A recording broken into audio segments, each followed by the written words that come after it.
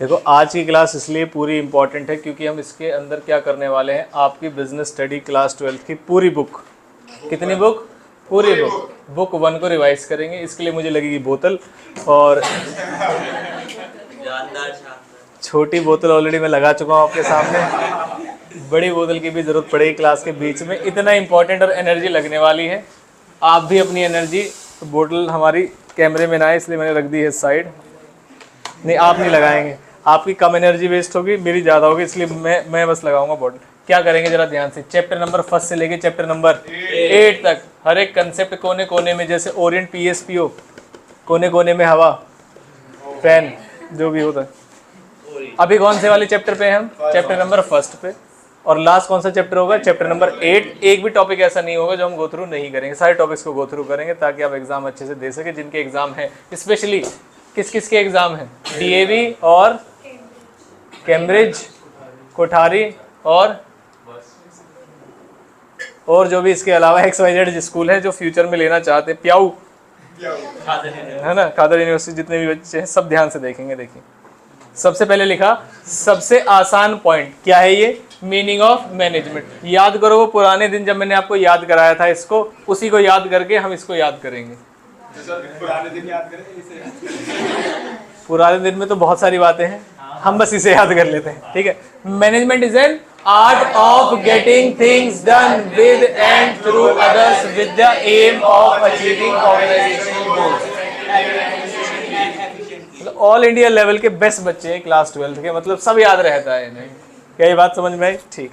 अब आते हैं दो मुद्दों पे। जब ये डेफिनेशन पढ़ाई गई तो इसमें बताया गया कि आपको यहाँ से 2 लाइन ऐसी मिलेंगी जिसके ऊपर बेस्ड इंडिविजुअल क्वेश्चंस आते हैं। क्या है पहली लाइन, इफेक्टिव वर्ड, और दूसरा वर्ड कौन सा है, एफिशिएंट। इफेक्टिवली का मतलब क्या होता है कि आप काम को सही समय पर खत्म कर देंगे, even at a higher cost. काम को सही समय पर खत्म करना, उसे क्या बोलते हैं, इफेक्टिवली।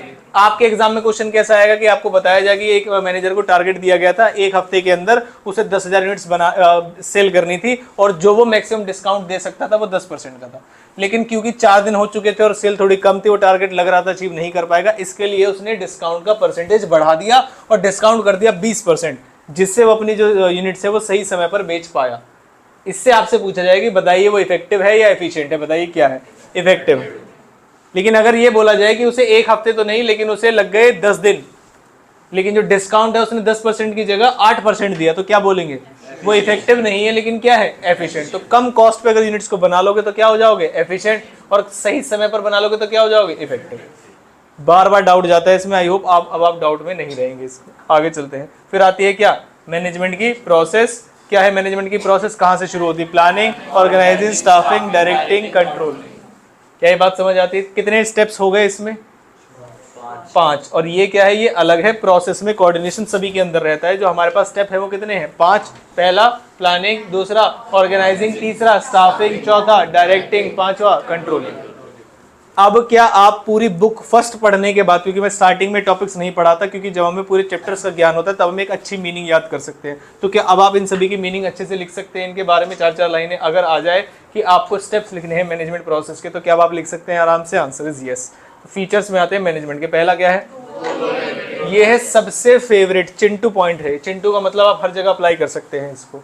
क्या है ये, गोल ओरिएंटेड प्रोसेस। कोई भी कंसेप्ट, कोई भी एलिमेंट, कोई भी चीज है वो ऑर्गेनाइजेशन में किस लिए की जाती है, गोल ओरिएंटेड प्रोसेस के लिए, ताकि ऑर्गेनाइजेशन के गोल्स इफेक्टिवली और एफिशिएंटली अचीव कराए जा सके। दूसरा कौन सा है, परवेसिव। परवेसिव का मतलब क्या होता है, सब जगह, universal in nature, her type में, हर कैटेगरी की ऑर्गेनाइजेशन में, हर लेवल पर, हर जगह अवेलेबल रहे, ठीक है। उसके बाद थर्ड पॉइंट, कंटिन्यूअस का मतलब क्या होता है कि मैनेजमेंट जो है वो वन टाइम एक्टिविटी नहीं है कि आपने 1 महीने के लिए किया या 1 हफ्ते के लिए किया।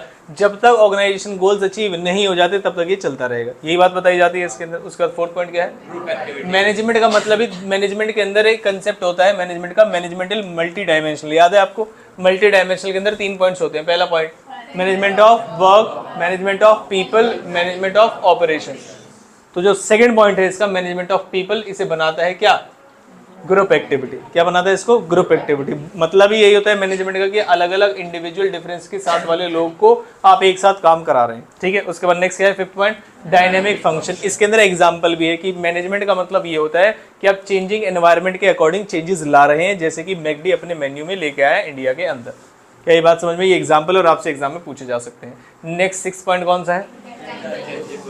बताओगे इसकी कीवर्ड बिना देखे? Management can not be seen और touched but its impact can be felt.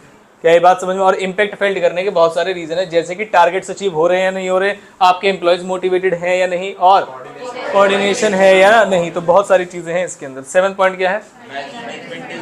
Management किन चीजों का होता है? सबसे पहला क्या करना है? काम। कौन करेगा? लोग, मतलब पीपल। और थर्ड क्या है? कौन पहले इस काम को परफॉर्म करेगा, कौन बाद में। तो इसे क्या बोलते हैं? मैनेजमेंट ऑफ ऑपरेशन, जिसके अंदर सीक्वेंसिंग डिसाइड करते हैं।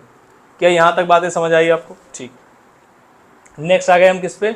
ऑब्जेक्टिव्स पे। कितनी कैटेगरी में डिवाइड किया गया है ऑब्जेक्टिव? 3। पहला ऑर्गेनाइजेशनल, दूसरा सोशल, तीसरा पर्सनल। ऑर्गेनाइजेशन के अंदर कितने पॉइंट्स है? 3। पहले क्या करेंगे? सर्वाइव, दूसरा प्रॉफिट, तीसरा ग्रोथ। नेक्स्ट कौन सा है? सोशल। सोशल के अंदर कितने आते हैं? सोशल ही है। जैसे बताइए कोई सोशल ऑब्जेक्टिव्स बताइए मुझे फटाफट से।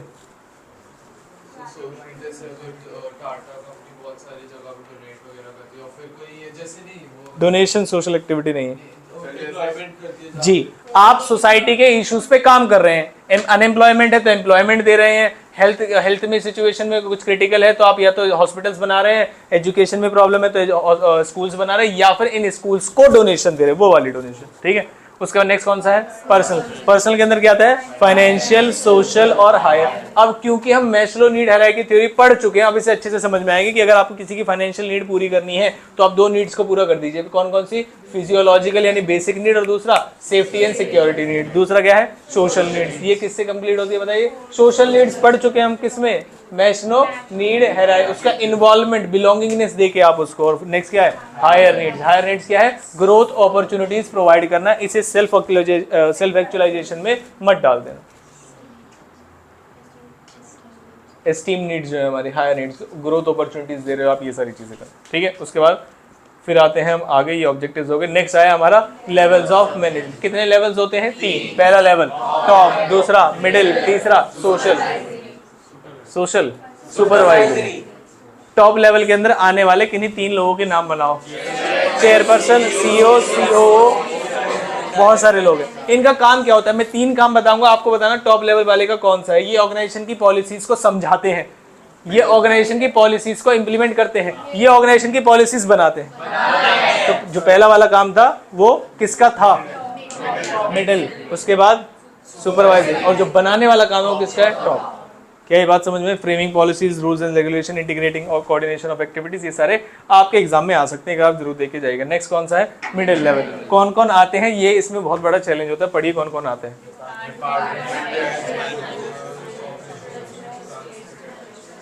देखो डिपार्टमेंटल हेड्स और मैनेजर्स हैं, जिसके अंदर अलग अलग डिपार्टमेंट के हेड्स और मैनेजर्स के नाम लिख सकते हैं। उसके बाद ऑपरेशन के मैनेजर्स होते हैं और प्लांट सुपरिटेंडेंट होते हैं, जो कि मिडिल लेवल पर आते हैं। क्या ये बात समझ आती है? उसके बाद इनके काम क्या है, पढ़िए। पॉलिसीज जो बनाई किसने? टॉप लेवल ने, वो इंटरप्रेट करके समझाने किसको? लोअर लेवल को। Next ensuring availability of resources, किसको ड्यूटीज देनी है? Cooperation with other overall departments में कोऑर्डिनेशन जो होता है वो टॉप लेवल का काम होता है, लेकिन कोऑपरेशन, आपस में mutual understanding for smooth functioning, ये किसका काम होता है? मिडिल लेवल का। नेक्स्ट क्या है? Organising the activities of their department. Last आया कौन सा? Supervisory level. पढ़िए कितने पॉइंट्स हैं इसमें। सबसे पॉइंट आसान, सुपरवाइजर्स, दूसरा सुपरिटेंडेंट, तीसरा फोरमैन। फोरमैन का मतलब क्या होता है? नहीं, बताओ।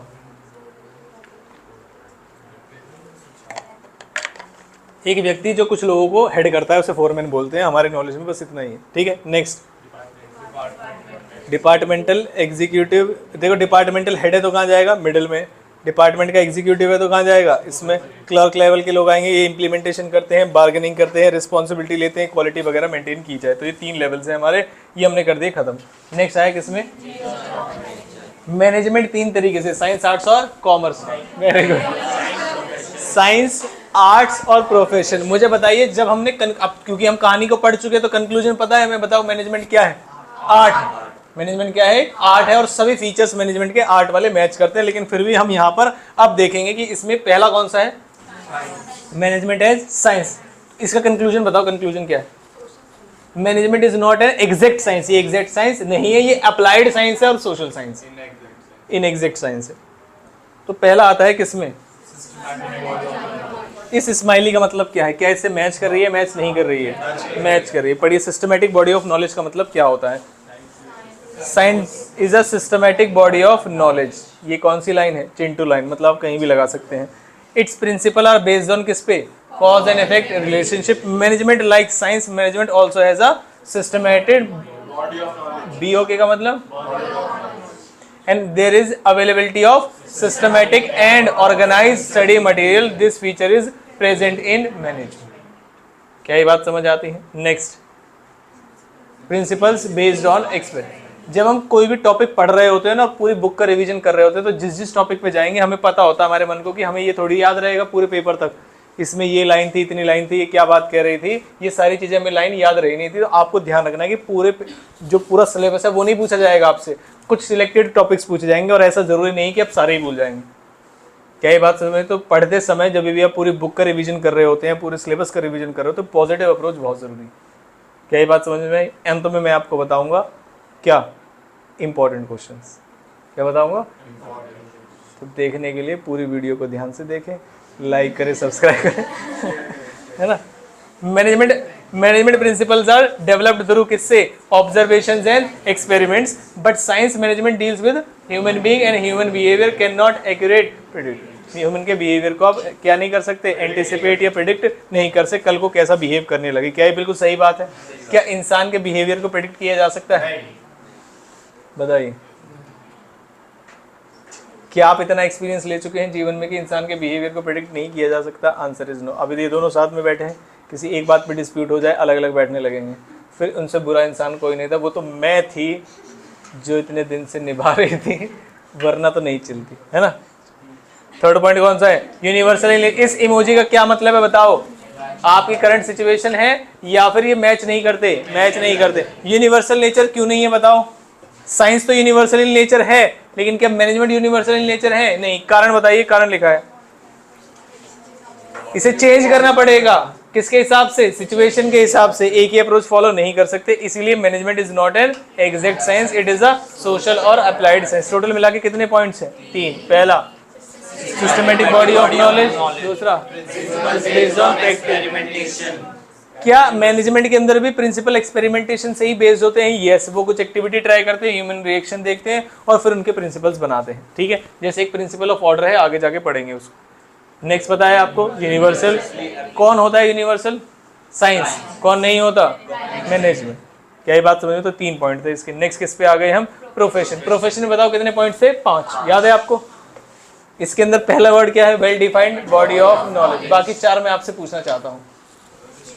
Restricted entry, ethical code of conduct, service motive, एक और है प्रोफेशनल एसोसिएशन। तो इसके पॉइंट्स तो बड़े हैं लेकिन याद रखे जा सकते हैं। क्या ये बात समझ में? तो पहला पॉइंट क्या है? Well defined body of knowledge. Well defined body of knowledge, फिर से स्टडी मटेरियल से रिलेटेड चीजें आ जाती हैं कि साइंस में और मैनेजमेंट में भी होते हैं और किस में होते हैं? प्रोफेशन में भी होते हैं। सेकंड कौन सा है? Restricted entry. क्या ये पॉइंट मैच करता है हमारा मैनेजमेंट से? नहीं, ये अलग है। मतलब मैनेजर कोई भी बन सकता है, उसके लिए कोई बेसिक एग्जामिनेशन या जो क्वालिफिकेशन एग्जामिनेशन है वो नहीं है। कोई भी व्यक्ति मैनेजमेंट बन सकता है। हालांकि MBA जैसे कुछ कोर्सेज हैं मैनेजमेंट के लिए, लेकिन वो भी आपको फुल फ्लेज मैनेजर बना देंगे, इस बात की कोई गारंटी नहीं है। बिना MBA के लोग भी कंपनीज को बहुत अच्छा मैनेज कर रहे हैं, इवन CEO वगैरह भी बन जाते हैं। ठीक है, उसके बाद नेक्स्ट प्रोफेशनल एसोसिएशन। क्या आपके मैनेजर्स की एक प्रोफेशनल एसोसिएशन है? Answer is yes. लेकिन क्या वो ऑपरेटिव है? Answer is no. हर एक प्रोफेशन की एक प्रोफेशनल एसोसिएशन होती है जिसके कुछ नाम लिखे गए हैं, जैसे कि लॉयर्स की क्या होती है? Bar council. CAs की क्या होती है? ICI। डॉक्टर्स की क्या होती है? Medical association of India. CMA की क्या होती है? ICM। हालांकि मैनेजर्स की भी होती है, लेकिन मैनेजर्स की ऑपरेटिव नहीं है। क्या ये बात समझ आती है? इसीलिए प्रोफेशनल एसोसिएशन है या नहीं है? नहीं है। फोर्थ पॉइंट क्या आपको लगता है मैनेजर एथिक्स से काम करते हैं? क्या सही है, क्या गलत है, क्या इस तरीके से मैनेजर्स चलते हैं? Answer is no. लेकिन क्या प्रोफेशन में ऐसे चला जाता है? यस, प्रोफेशन में ऐसे चला जाता है। लास्ट पॉइंट कौन सा है? इस पॉइंट को लेकर डिस्प्यूट था। मैं कहता था तुम प्रोफेशन जो है वो सर्विस मोटिव है, मैनेजमेंट पैसे कमाने के लिए किया जाता है, लेकिन जो प्रोफेशन है वो सर्विस मोटिव है, चाहे वो डॉक्टर है, चाहे वो लॉयर है, चाहे वो टीचर है। बताइए, सर्विसेज दे रहे हैं वो सर्विस मोटिव नहीं है। सर्विसेज देने वाला सर्विस मोटिव नहीं, वैसे वो समाज सुधार के लिए। तो सब में से कैटेगरी वाइज है कि वो किस के अंडर, जैसे अगर बार काउंसिल है, अगर वो फ्री प्राइवेट बार काउंसिल है, प्राइवेट है, पैसे लेते हैं, सर्विस मोटिव नहीं है। बताओ, मैंने लास्ट टाइम भी इसी को लेके डिस्प्यूट भी अराइज किया था और मैंने आपको कंक्लूजन भी दिया था। बताओ जरा जल्दी से। ये कह रहे हैं सर्विस मोटिव का मतलब ये होता है कि जो प्रोफेशन होता है वो पैसे के लिए नहीं किया जाता, जबकि मैनेजमेंट पैसे के लिए किया जाता है। क्या आपको ऐसा लगता है डॉक्टर के पास पैसे नहीं देते आप, लॉयर को पैसे देते हैं, यहाँ पैसे दे के आए हो? यस। तो सर्विस मोटिव कैसे हुआ? बताओ कौन सा बच्चा बताएगा?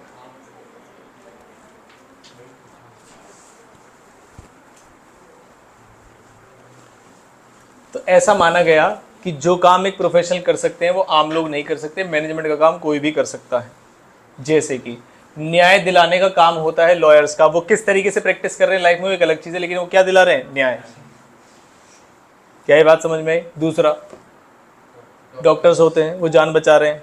अब हालांकि हो ऐसा रहा है कि जा रहा है व्यक्ति कि मेरे पेट में दर्द है और उसके 15 टेस्ट कर देते हैं ब्लड के, कि भाई मशीनें भी चल रही हैं, एक आध ऑपरेशन भी कर देते हैं, ये भी सुना होगा आपने, है ना।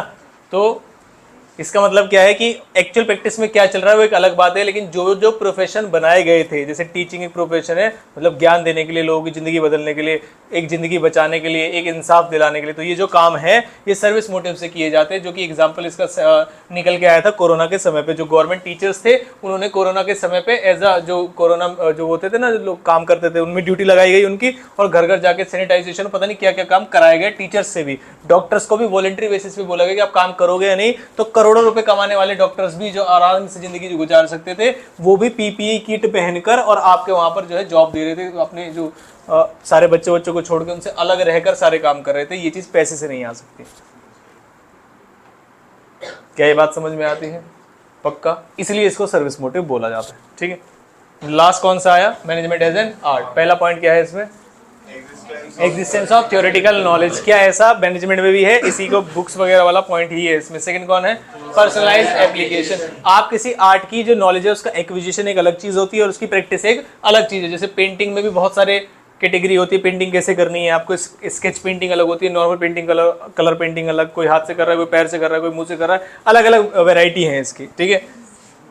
जैसे यहाँ पर गाना गाने के अलग अलग तरीके हैं। जैसे ये देखो, अब साफ पता चल रहा है कि इसे कोई बोल भी सकता है कि भाई साहब को कोई डर है या किसी प्रेशर में है या कुछ सुबह के जरूरी काम नहीं किए, कुछ भी चीज़ें हैं। दूसरा, इसे देखो, ये सब गाने हैं, तो संगीत की अलग अलग फॉर्म है।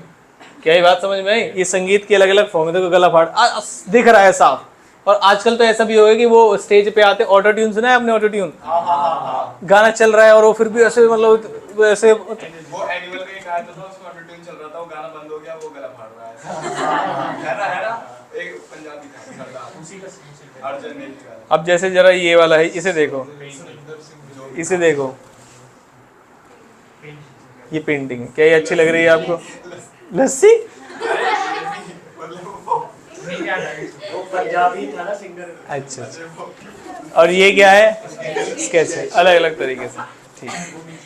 सेकंड बेस्ड ऑन आप अपनी आर्ट को किस तरीके से प्रैक्टिस और किस तरीके से क्रिएटिव बनाते हैं। जैसे कुछ बच्चे होते हैं नोट्स बहुत अच्छे तरीके से बनाते हैं, बहुत बढ़िया लगते हैं देखने में, और कुछ बच्चे ऐसे कहते हैं बस लिख दिए मैंने, पूछो मत बस कैसे लिखे हैं। मतलब ऐसा दिमाग ही खराब हो जाए उनके नोट्स देख के। क्या ये बात समझ में है? तो इसे बोलते हैं based on practice and creativity. तो टोटल मिला के कितने पॉइंट्स हैं?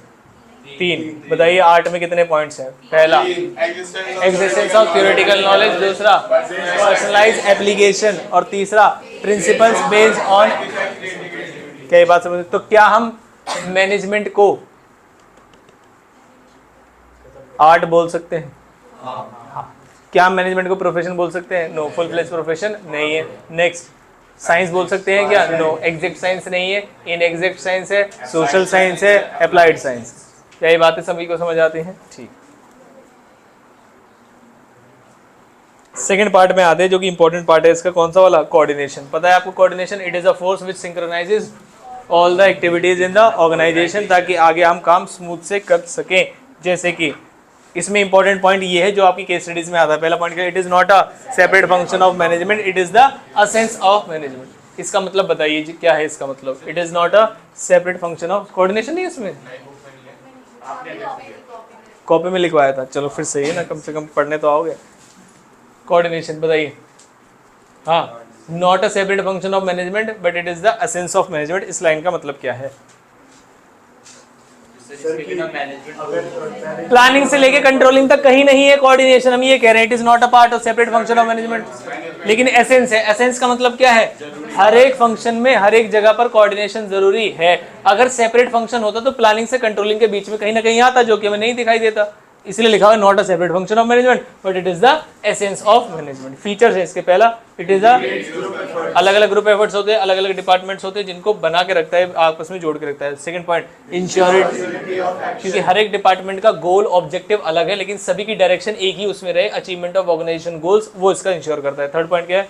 Continuous process, one time activity नहीं है। फोर्थ क्या है? ऑल परवेसिव, हर जगह रहती है। रिस्पॉन्सिबिलिटी ऑफ, ये सिर्फ टॉप लेवल के मैनेजर्स की बात नहीं है, हर एक डिपार्टमेंट के डिपार्टमेंटल हेड और मैनेजर की खुद की रिस्पॉन्सिबिलिटी है कि वो अपने डिपार्टमेंट में प्लस इंटर डिपार्टमेंटल कोऑर्डिनेशन बिठाए। उसके बाद सिक्स पॉइंट जो एग्जाम में आता है, डेलिब्रेट वर्ड का मतलब क्या होता है? जानबूझकर। ये ऑटोमेटिकली नहीं होता, चाहे आपके किसी भी टीम के अंदर पूरे फैमिली मेंबर्स भी हैं तब भी कोऑर्डिनेशन इजीली बिठा लोगे आप, ये कोई जरूरी नहीं है, इसलिए इंटेंशनली ऐसा करना पड़ेगा। ठीक है। नेक्स्ट, इंपॉर्टेंस क्या है इसकी? पहले जो ऑर्गेनाइजेशन थी बहुत छोटी छोटी होती थी तो कोऑर्डिनेशन की इतनी नीड अराइज नहीं होती थी, लेकिन अब क्योंकि ऑर्गेनाइजेशन बहुत बढ़ रही है, उनकी एक्टिविटीज डाइवर्स हो रही है, इसलिए कोऑर्डिनेशन जरूरी है। सेकंड, एक ऑर्गेनाइजेशन के अंदर काम करने के लिए अब स्पेशलाइज फंक्शंस बनाए जाते हैं, जैसे फाइनेंस, परचेज, सेल्स, और इनके काम जो है आपस में इंटरडिपेंडेंट होते हैं, इसीलिए कोऑर्डिनेशन बहुत ज़्यादा जरूरी है। अगर आप परचेज ढंग से नहीं करोगे तो प्रोडक्शन डिपार्टमेंट की क्वालिटी अच्छी नहीं होगी, प्रोडक्शन डिपार्टमेंट की क्वालिटी अगर अच्छी नहीं होगी प्रोडक्ट्स की तो सेल्स भी क्या होगी?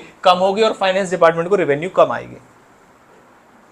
क्या ये बात समझ? इसलिए फाइनेंस डिपार्टमेंट को पहले एलोकेट ज़्यादा दे, मतलब बजट ज़्यादा दे देना चाहिए ताकि वो अच्छा रॉ मटेरियल परचेज करके लाए। रॉ मटेरियल वाला परचेज डिपार्टमेंट, प्रोडक्शन अच्छी हो सके, सेल्स अच्छी हो सके, जब प्रॉफिट होगा तो फाइनेंस डिपार्टमेंट को आएगा।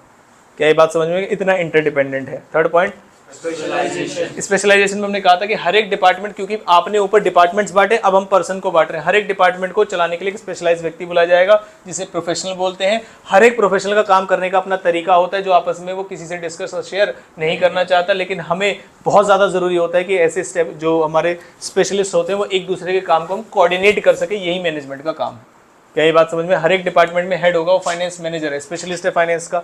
मार्केटिंग हेड है, वो किसका मैनेजर है? मार्केटिंग का, वो स्पेशलिस्ट है। तो सभी स्पेशलिस्ट लोग एक ही डायरेक्शन में काम करें। क्या ये बात? जैसे आपके घर में अब धीरे धीरे समझदार लोगों की संख्या बढ़ती जा रही है, जैसे जब तक आप 12th में आ गए तो अब आप अपने आप को समझदार मानते होंगे, तभी से आपके डिस्प्यूट्स घर में बढ़ गए होंगे। जब घर में एक ही समझदार व्यक्ति होता है और बाकी लोग ऐसा समझते हैं कि जो ये बात कह रहे हैं वो सही कह रहे हैं, तब डिस्प्यूट्स कम होते हैं। जब समझदारी का लेवल ऐसा हो जाए कि जिसमें जो सबसे छोटे व्यक्ति उन्हें लगता है कि बाकी सब बेवकूफ़ है, हमें ही पता है जो पता है, तो जो डिस्प्यूट्स हैं वो बढ़ जाते हैं। क्या ये बात समझ में आई? ये कोऑर्डिनेशन वाला पॉइंट था, स्पेशलाइजेशन वाला। ये था आपका चैप्टर नंबर कौन सा? फर्स्ट। नेक्स्ट आते हैं चैप्टर नंबर सेकंड पे। क्या हम इसे जल्दी कर लेंगे? चैप्टर नंबर सेकंड, पहले हम किसके प्रिंसिपल्स पढ़ेंगे बताओ? फ्यूल के। कितने प्रिंसिपल्स हैं? 14 प्रिंसिपल्स है। पहला कौन सा है? क्या मैं नोट्स ना खोलूं और आप बता सकते हैं डिवीजन ऑफ वर्क में क्या होता है? बताइए। पहला, work should be divided into smaller task. Very good. Next कौन सा है? Authority and responsibility. There should be a balance between authority and responsibility, abuse of power. Third point क्या है? डिसिप्लिन। डिसिप्लिन में क्या होता है? There should be rules and regulations. बस। Fourth point, unity of command बता। There should be one boss for one worker. ठीक है। इसका मतलब अगर ऑर्गेनाइजेशन में 10,000 एम्प्लॉइज हैं तो कितने बॉस होने चाहिए? ऐसे कैसे काम होगा? Giving orders at a given point of time, इसलिए एक होना चाहिए। Next, unity of direction. आपको पता है हर एक डिपार्टमेंट, अभी हमने पढ़ा था कोऑर्डिनेशन में, वो डायरेक्शन सबकी अलग होती है, अलग अलग गोल्स होते हैं। तो यूनिटी का मतलब उन्हें यूनाइट करना सभी की एक्टिविटीज को, और कॉमन पॉइंट ये to achieve organisation goals. 6 point क्या है? क्या ये हमारा सबसे फेवरेट पॉइंट है? यस, बताइए। There should be a place for everything and everything should be at its designated place. बहुत बढ़िया। 7, बस इक्विटी।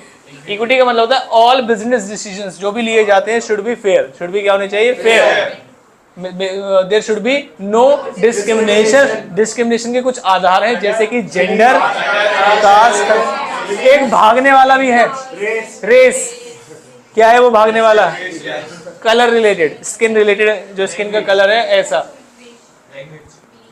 Belief, religion. अब कोई बोले कि नहीं भाई जय माता दी बोलेगा तभी अपनी कंपनी में रखूंगा, तो ये तो गलत है। जय श्री राम बोल तब अपनी कंपनी में रखूंगा, वो बोलेगा अल्लाह अकबर तब।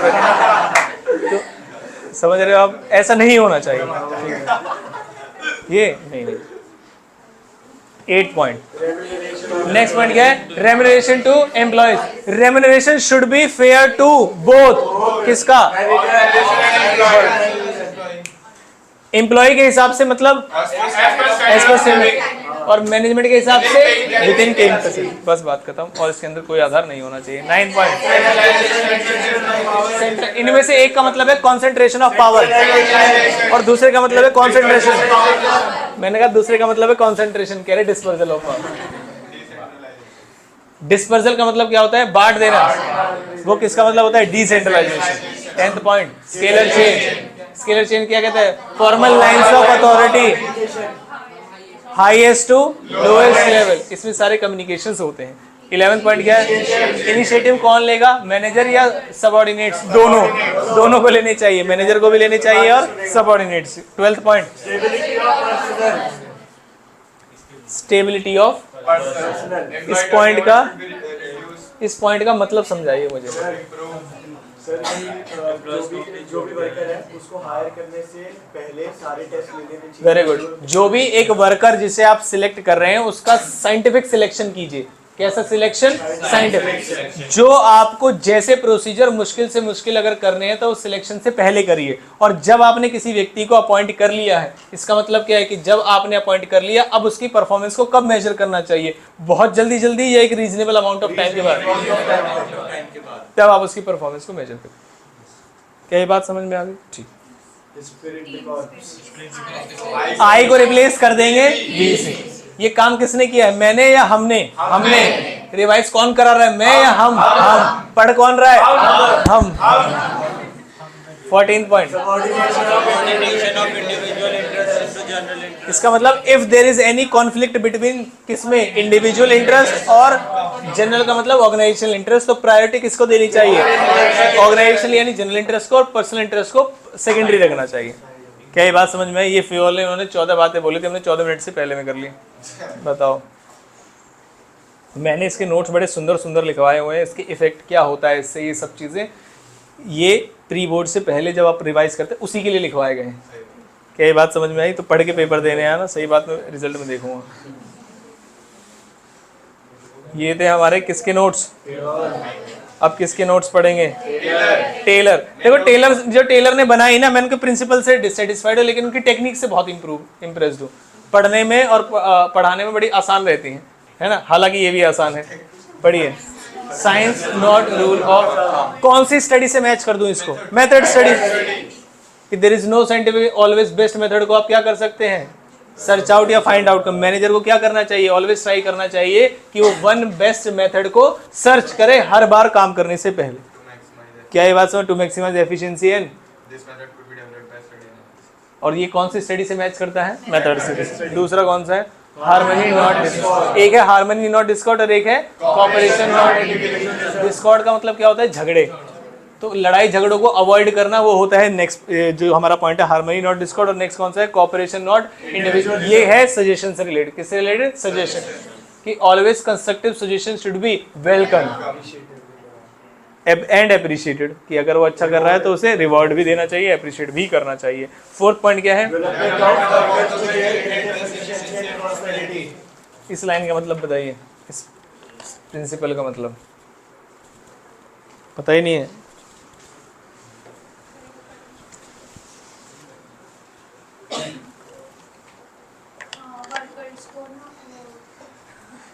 बिना पढ़े कौन सा बच्चा बता सकता है? 3-4 बच्चे हैं जो बता सकते हैं, बताइए।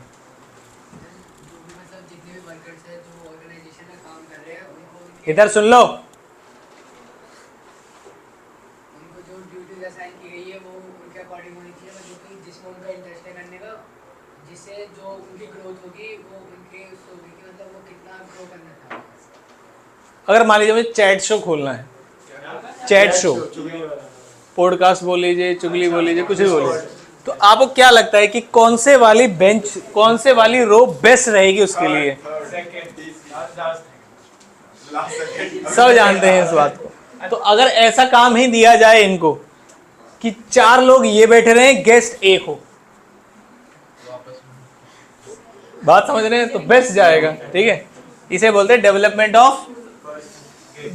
Of worker to his greatest efficiency and prosperity. ऐसा व्यक्ति, उसको ऐसा काम दीजिए जो उसको पसंद है, ताकि वो अपने अच्छे मन लगाकर काम कर सके। अदरवाइज यही देखेगा 6 बज गए, मैं छुट्टी कर लेता हूँ, और 6 बज जाने से पहले ही 5 मिनट पहले मुझे काम देके जाता है, मेरा बॉस पूरे दिन में बैठे रहता हूँ तो अब कुछ नहीं बोलता। यही सारे डिस्प्यूट चलते रहते हैं।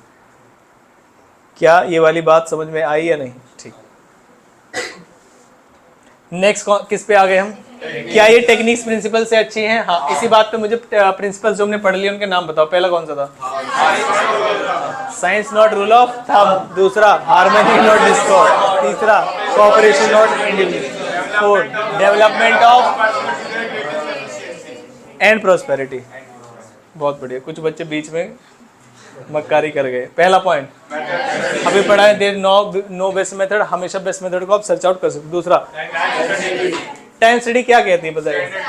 Standard time to perform a well defined job. ये आपको पहले बताना चाहिए, तभी आप बता पाएंगे कोई एफिशिएंट है या इनएफिशिएंट है। थर्ड पॉइंट क्या है? मोशन में क्या एलिमिनेट करते हैं हम?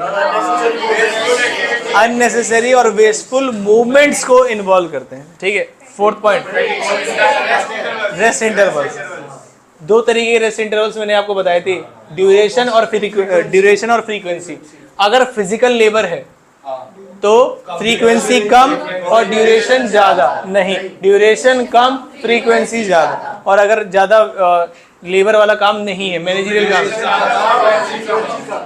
ठीक है। नेक्स्ट, स्टैंडर्डाइजेशन में हम एक स्टैंडर्ड सेट करते हैं, एक तरीके से जैसे काम किया जाएगा। और सिंप्लीफिकेशन में अननेसेसरी एक्टिविटीज, एक होता है अननेसेसरी मूवमेंट्स और एक होता है अननेसेसरी एक्टिविटीज, अननेसेसरी प्रोडक्ट्स जो हैं, जो फालतू के हैं, उन्हें हटा देना। क्या ये बात समझ में? दोनों में डिफरेंस होता है। नेक्स्ट, टेलर ने सजेस्ट किया था कि पीस रेट सिस्टम कितने होने चाहिए? 2, हायर पीस रेट और lower piece rate. Piece rate का मतलब क्या होता है? 1 यूनिट का रेट। पीस रेट का मतलब क्या होता है? 1 यूनिट का रेट। तो टेलर ने कहा जो हमारे परफॉर्म, जो वर्कर्स हैं, जो एफिशिएंट है, उन्हें कौन सा रेट देना चाहिए? हाई। और जो इनएफिशिएंट है, लोअर। अब एफिशिएंट और इनएफिशिएंट कैसे बताया जाएगा? अगर स्टैंडर्ड के बराबर या उससे ज्यादा परफॉर्म कर रहा है तो क्या होगा? एफिशिएंट। तो क्या कौन सा रेट देंगे? हायर।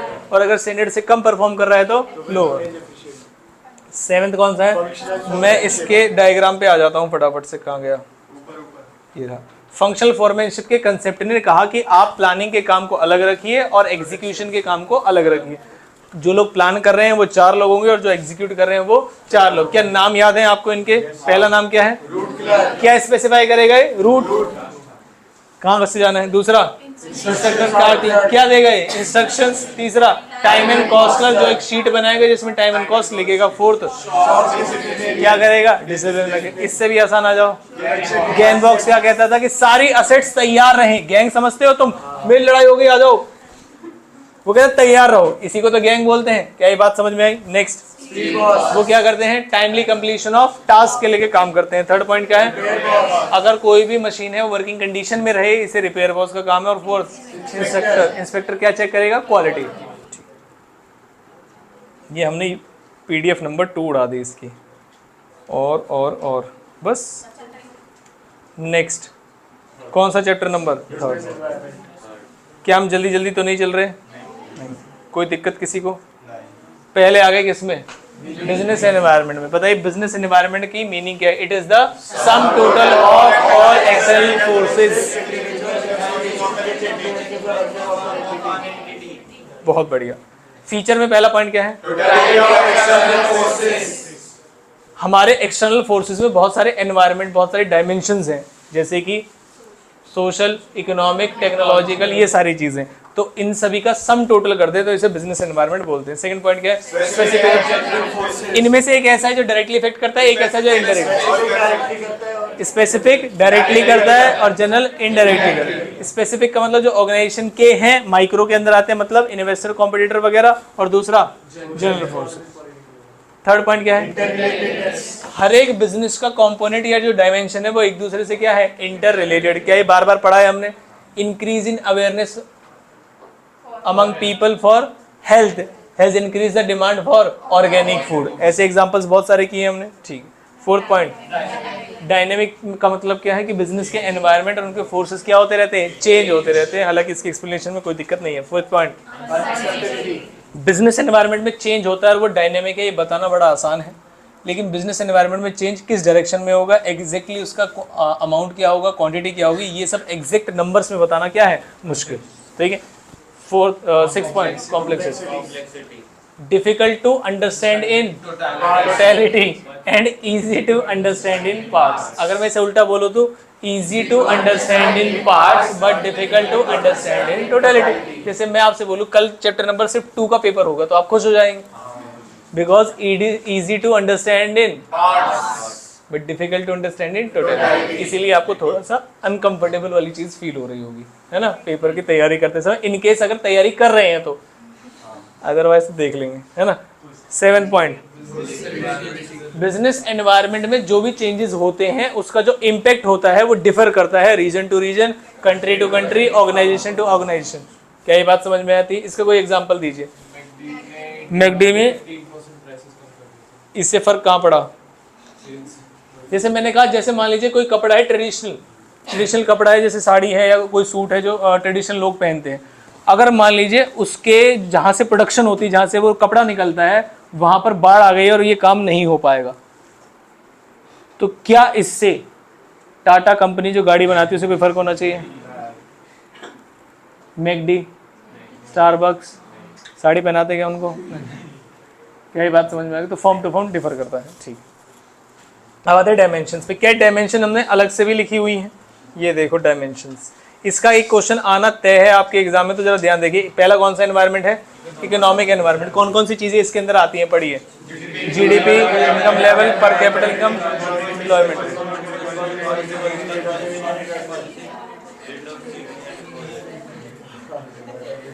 नेक्स्ट,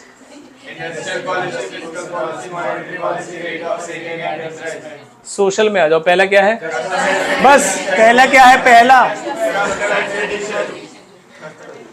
पहला कौन सा है? दूसरा, तीसरा, फिफ्थ। मैंने बोला फिफ्थ, सिक्स्थ। ट्रेंड का मतलब क्या है? मतलब जो चल रहा है आजकल में,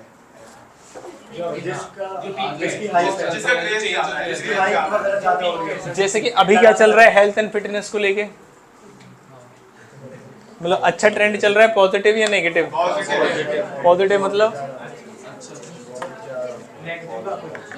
पॉजिटिव का मतलब ये है 12th क्लास के बच्चे जिम में जा रहे हैं, बोर्ड का पता नहीं है, हाँ तुम भी, इन्हें रोकना पड़ता है। फिर ये कहते सर आपने हमारी जिम छुड़वा दी, है ना, तुम हमारा कोचिंग बंद करवा दोगे खराब नंबर लाके, हैं, उसका रिस्क नहीं है हमें कि 12th का क्या रिजल्ट आया है।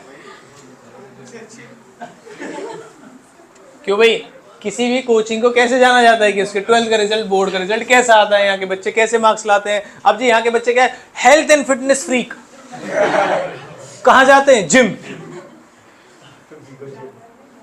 इसीलिए छुड़वाई है बस, क्योंकि आपके रिजल्ट पे हमारा फ्यूचर डिपेंडेंट है। क्या ये बात समझ में आई? अब मान लीजिए इसके स्कूल में जाना जाता है शाम को, क्यों? क्योंकि वो फिटनेस फ्रीक है, जिम जाता है, तो उस समय क्या फायदा इसलिए बंद करवा दे, है ना। अब आते हैं किसमें? पॉलिटिकल। इसमें थोड़ा सा डाउट आ सकता है, type of government in power, type of government का मतलब क्या है? वैरायटी जो गवर्नमेंट की होती है ना, मिली जुली सरकार। दूसरा एटीट्यूड, एटीट्यूड का मतलब क्या होता है? गवर्नमेंट अपनी बोलाती है ना योजनाएं कि हम आगे क्या क्या करेंगे, क्या बोलते हैं उसको बताओ? मैनिफेस्ट कहलाती है, मैनिफेस्ट लाती है गवर्नमेंट की हम आगे फोकस किस पे करेंगे। जैसे मान लीजिए बीजेपी फोकस कर रही है मेक इन इंडिया, अखंड भारत, जो भी है डिजिटल इंडिया, हाँ कर रही है भैया, कर अखंड भारत, जय श्री राम। और कुछ?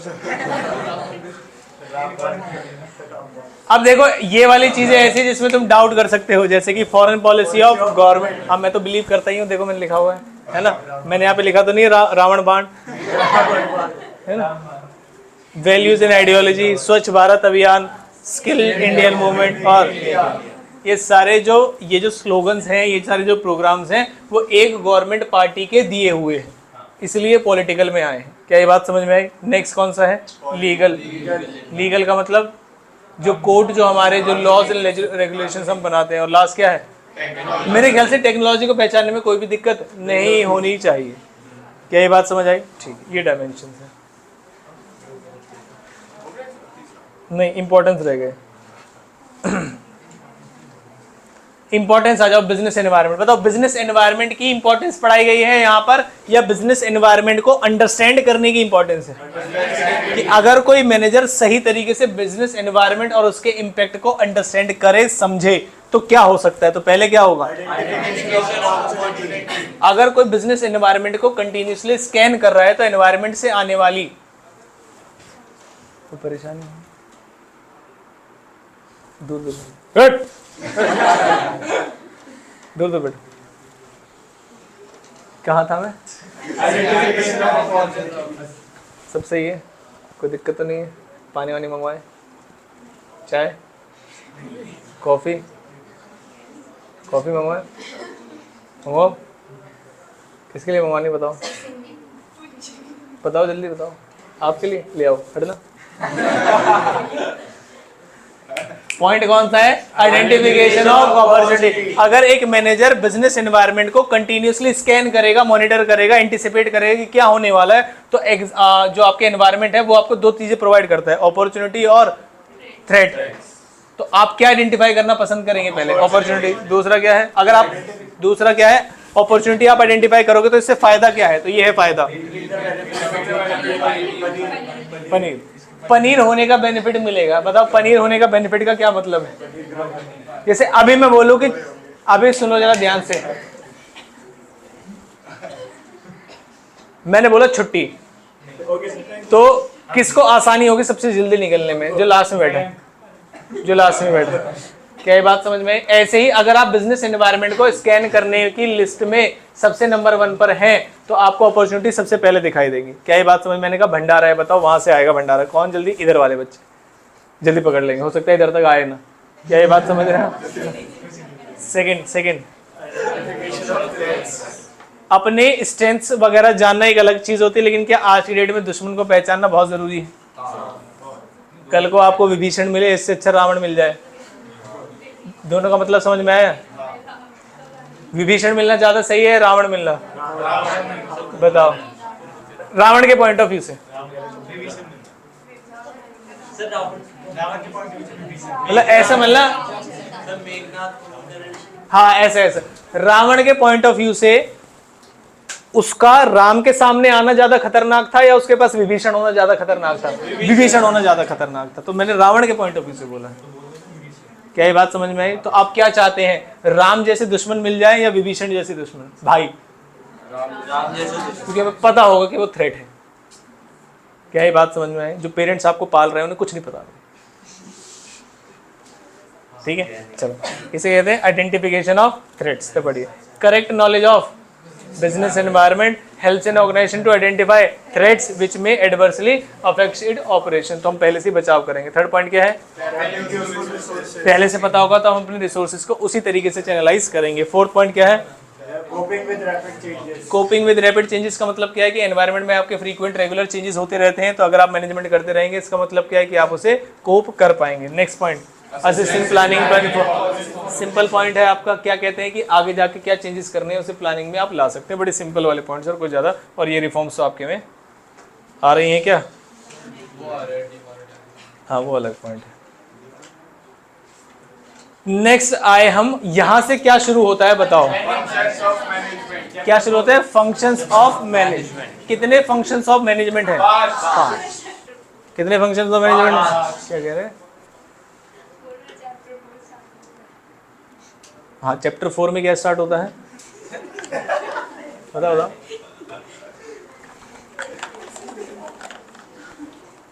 क्या मैंने इसकी मीनिंग याद कराई थी आपको? पक्का याद है सबको? स्टार्ट करें क्या? जब मैं बोलूं तब स्टार्ट करेंगे। सारे बच्चे खांसी वांसी भूल के देखो। मीनिंग ऑफ प्लानिंग बताइए।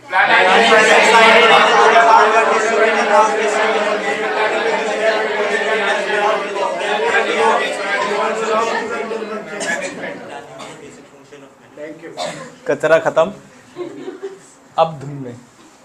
Planning is deciding in advance what is to be done, how is to be done, when is to be done, and by whom it is to be done. It is the planning gap between where we are and where we want to go, and it is a basic managerial function. बहुत बढ़िया। पहले वाला ज़्यादा अच्छा था, ये वाला ज़्यादा बढ़िया है, ये वाला ज़्यादा बढ़िया है। फीचर्स में आते हैं। पहला फीचर क्या है? ये बिल्कुल ऐसा जैसे मतलब घर पे नहीं, चिंटू पॉइंट है। चिंटू पॉइंट है, ये कहीं भी लगा सकते हैं आप उसको। दूसरा पॉइंट ढंग से क्या बोला? बस यही बोलना है, समझ गए मेरी बात? यही बोला था तुमने? पक्का? फिर ठीक है चलो। प्राइमरी फंक्शन ऑफ मैनेजमेंट का मतलब ये है कि बहुत सारे फंक्शन ऑफ मैनेजमेंट है, लेकिन तुम्हें सबसे पहले कौन सा फंक्शन पे पढ़ने को मिला? प्लानिंग। तो इसलिए क्या है? प्राइमरी फंक्शन ऑफ मैनेजमेंट, क्योंकि बाकी सारे फंक्शन क्या है? डिपेंडेंट है इसके ऊपर। थर्ड पॉइंट क्या है? कोई बात है मतलब हर जगह है, कोई दिक्कत नहीं है। Fourth point, it is not a one time activity until the organisation objectives are achieved. कोई बात है। फिफ्थ पॉइंट, इसमें मैंने कुछ बॉक्सेस बताए थे। पहला बॉक्स क्या है? Peeping into the future, analysing it and predicting it. बहुत बढ़िया। सिक्स्थ पॉइंट, जितने भारी भारी भरकम इंग्लिश के वर्ड्स है वो क्या है इसी के अंदर, जैसे कि intelligent, imagination, foresight, sound judgement. Sound judgement ऐसी जजमेंट जिसमें से आवाज आ रही है। साउंड का मतलब क्या है? अच्छी, स्ट्रॉन्ग। ठीक। सेवेंथ पॉइंट, प्लानिंग के अंदर हम स्टेप्स पढ़ते हैं। क्या आपको स्टेप्स पता है? ठीक है। तो जब उन स्टेप्स में एक स्टेप ऐसा होता है सिलेक्टिंग एन ऑल्टरनेटिव, उसी पॉइंट को समझाया है यहाँ पर कवि ने कि अब आप जब बहुत सारे ऑल्टरनेटिव्स को ले आते हैं तो एक ऑल्टरनेटिव के साथ गो अहेड करना, इसे प्लानिंग के अंदर डिसीजन मेकिंग भी होती है। ऐसा नहीं कि खाली प्लान ही कर रहे हैं। ठीक है। अब आते हैं स्टेप्स पे, जो कि मैं चाहता हूं कि आप बिना देखे बताएं। पहला, सेटिंग ऑफ ऑब्जेक्टिव। पहला कौन सा? Setting of objective. दूसरा, आइडेंटिफाइंग। सेकंड में आइडेंटिफाइंग। पहला। दूसरा, डेवलपिंग प्रेमिसेस। तीसरा,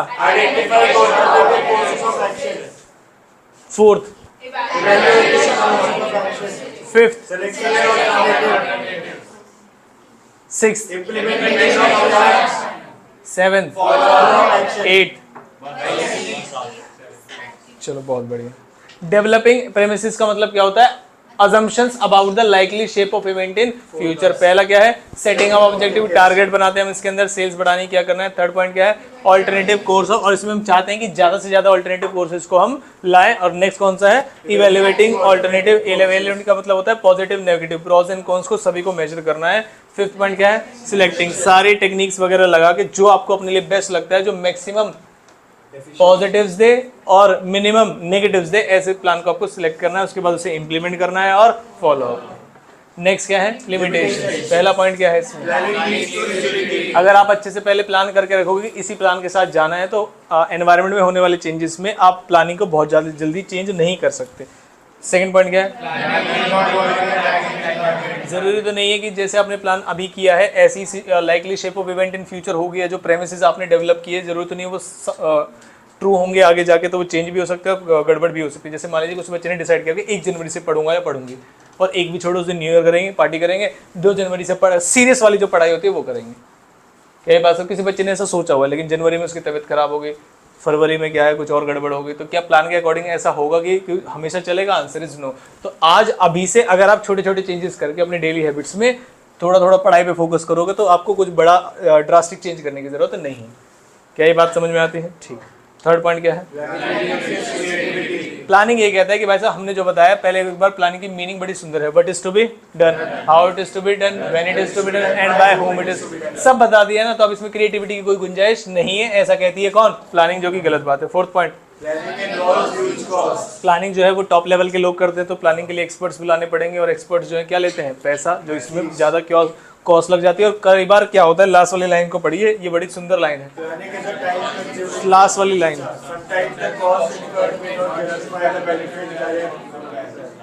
बताइए इसका मतलब क्या है?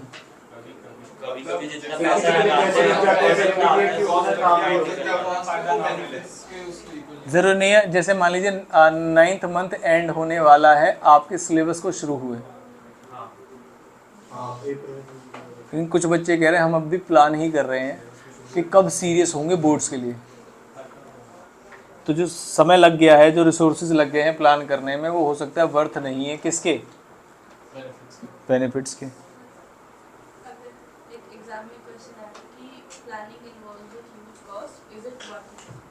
Is it? यस, क्योंकि प्लानिंग में ऑल्टरनेटिव कोर्स एक्शन भी रखते हैं, बहुत सारी चीज़ें रखते हैं, तो वर्थ तो रहती है ना। समटाइम्स की बात की जा रही है, और समटाइम्स एक्सेप्शनल केसेस होते हैं, वो जनरल रूल को ओवरराइड नहीं कर पाएंगे। फिफ्थ पॉइंट, बहुत सारी प्रेमिसेस को डेवलप करना पता है, एंटिसिपेट करना होता है, ऑल्टरनेटिव कोर्सेज है, उनके प्रोज एंड कॉन्स है, पॉजिटिव नेगेटिव, से बहुत बड़ी वाली सिचुएशन हो जाती है। सिक्स्थ पॉइंट, क्या ऐसा जरूरी है कि कोई प्लान जो पिछली बार काम कर गया था वो इस बार भी काम कर जाए? नहीं, यही वाली बात यहाँ पर समझाई गई है कि if a plan is worked earlier it is not certain that it will work in the current और फ्यूचर सिचुएशन एज वेल, क्योंकि हमारे डायनेमिक एनवायरनमेंट है, वो चेंजेस होते रहते हैं। क्या ये बात समझ? इसे बोलते हैं डज नॉट गारंटी सक्सेस, कि ऐसा कोई प्लान जो पिछले साल काम कर गया था क्या जरूरी है इस बार भी काम कर जाएगा? Answer is no. मैं इसका एग्जाम्पल बताता हूँ आपको। मेरे टोटल मिला के एक सेमेस्टर में मान लीजिए 5 पेपर थे, तो मुझे 5 एग्जाम देने थे टोटल मिला के, और 5th जो पेपर था वो मैथ का था। अब आप मेरे बारे में इतना तो जानते ही हैं, तो मैंने 4 पेपर अपने जो आगे पीछे वाले बच्चे बैठते दोनों ने बढ़िया तरीके से दिखाया। मैंने कहा भाई देखो बस तुम्हें क्या तैयार करना है। क्या ये बात समझ में आई? तो उसमें से एक बच्चे ने कहा, जो मेरे आगे वाला था, कह रहा मुझे तो मैथ आती नहीं, मैं तो पहले बताऊं आपसे भी ज्यादा बुरा हाल है। तो मैंने उसे दिखाना बंद कर दिया तीसरे पेपर से, क्योंकि उसे क्या नहीं आती थी। मैं फिर अपने पीछे वाले बच्चे को दिखाने लगा बस। क्या ये बात समझ में आई? लेकिन जैसे ही मैथ का पेपर है, मुझे क्या, ये एक्चुअल सिचुएशन बता रहा हूँ मैं आपको, रूम की चेंजेस होते रहते हैं, सिटिंग अरेंजमेंट्स, तो मेरा जो मेरा था वो लास्ट रो में था, मतलब सेम रूम था, first row last roll number, और उसका धोखा।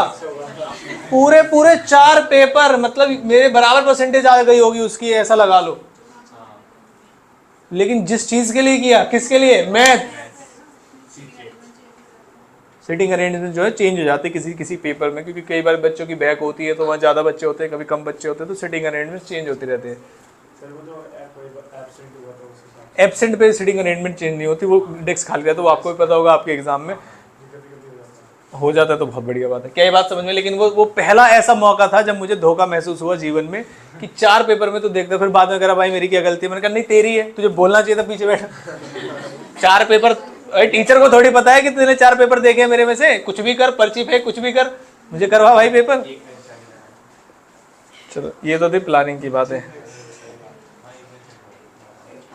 नेक्स्ट, हर एक चैप्टर की इंपॉर्टेंस को कोई भी बच्चा इंपॉर्टेंस नहीं देता, जरा ध्यान से सुन लीजिए। लेकिन एक क्वेश्चन थ्योरी का आपको 6 मार्क्स का आ सकता है, तो एक बार रीड करके जरूर जाइए। इंपॉर्टेंस पहला पॉइंट क्या है?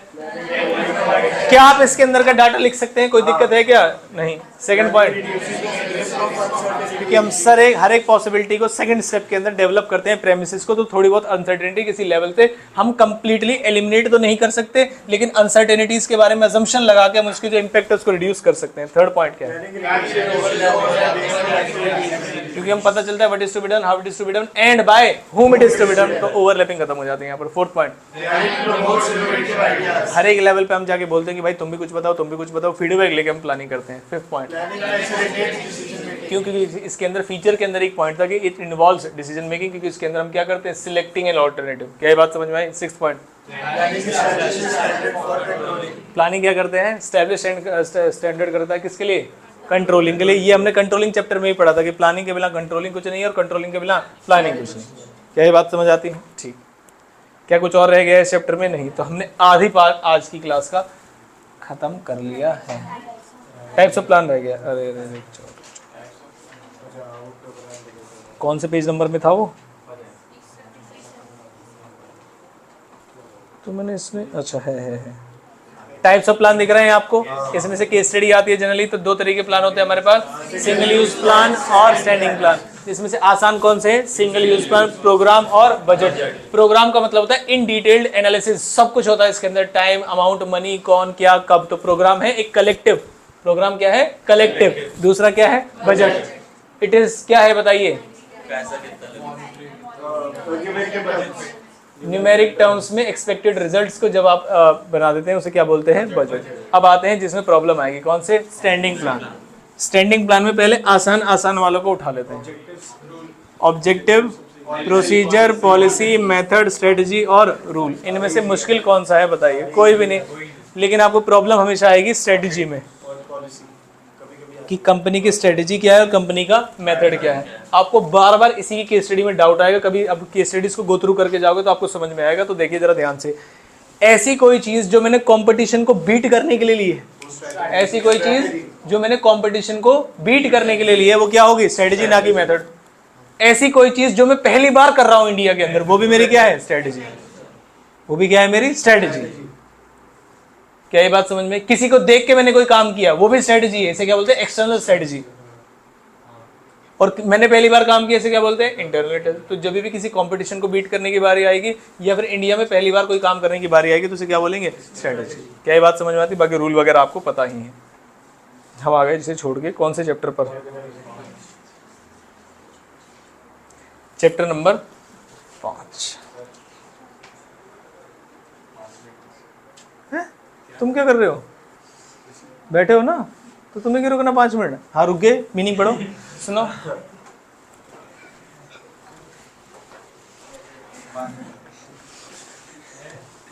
हाँ, वो काउंट कर रहे कि 4 हो गए तो कितने बच गए। मैथ है उनके पास। 5, 6, 7, 8 करीब 4 रह गए। बहुत बढ़िया। ऑर्गेनाइजिंग की मीनिंग पढ़ो जल्दी से, अभी पूछूंगा।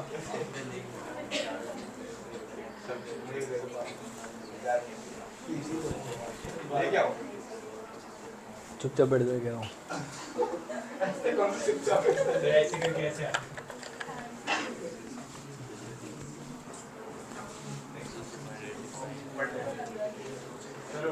तो पी लो और भर के ले आओ इसको, ठंडा नहीं होना चाहिए।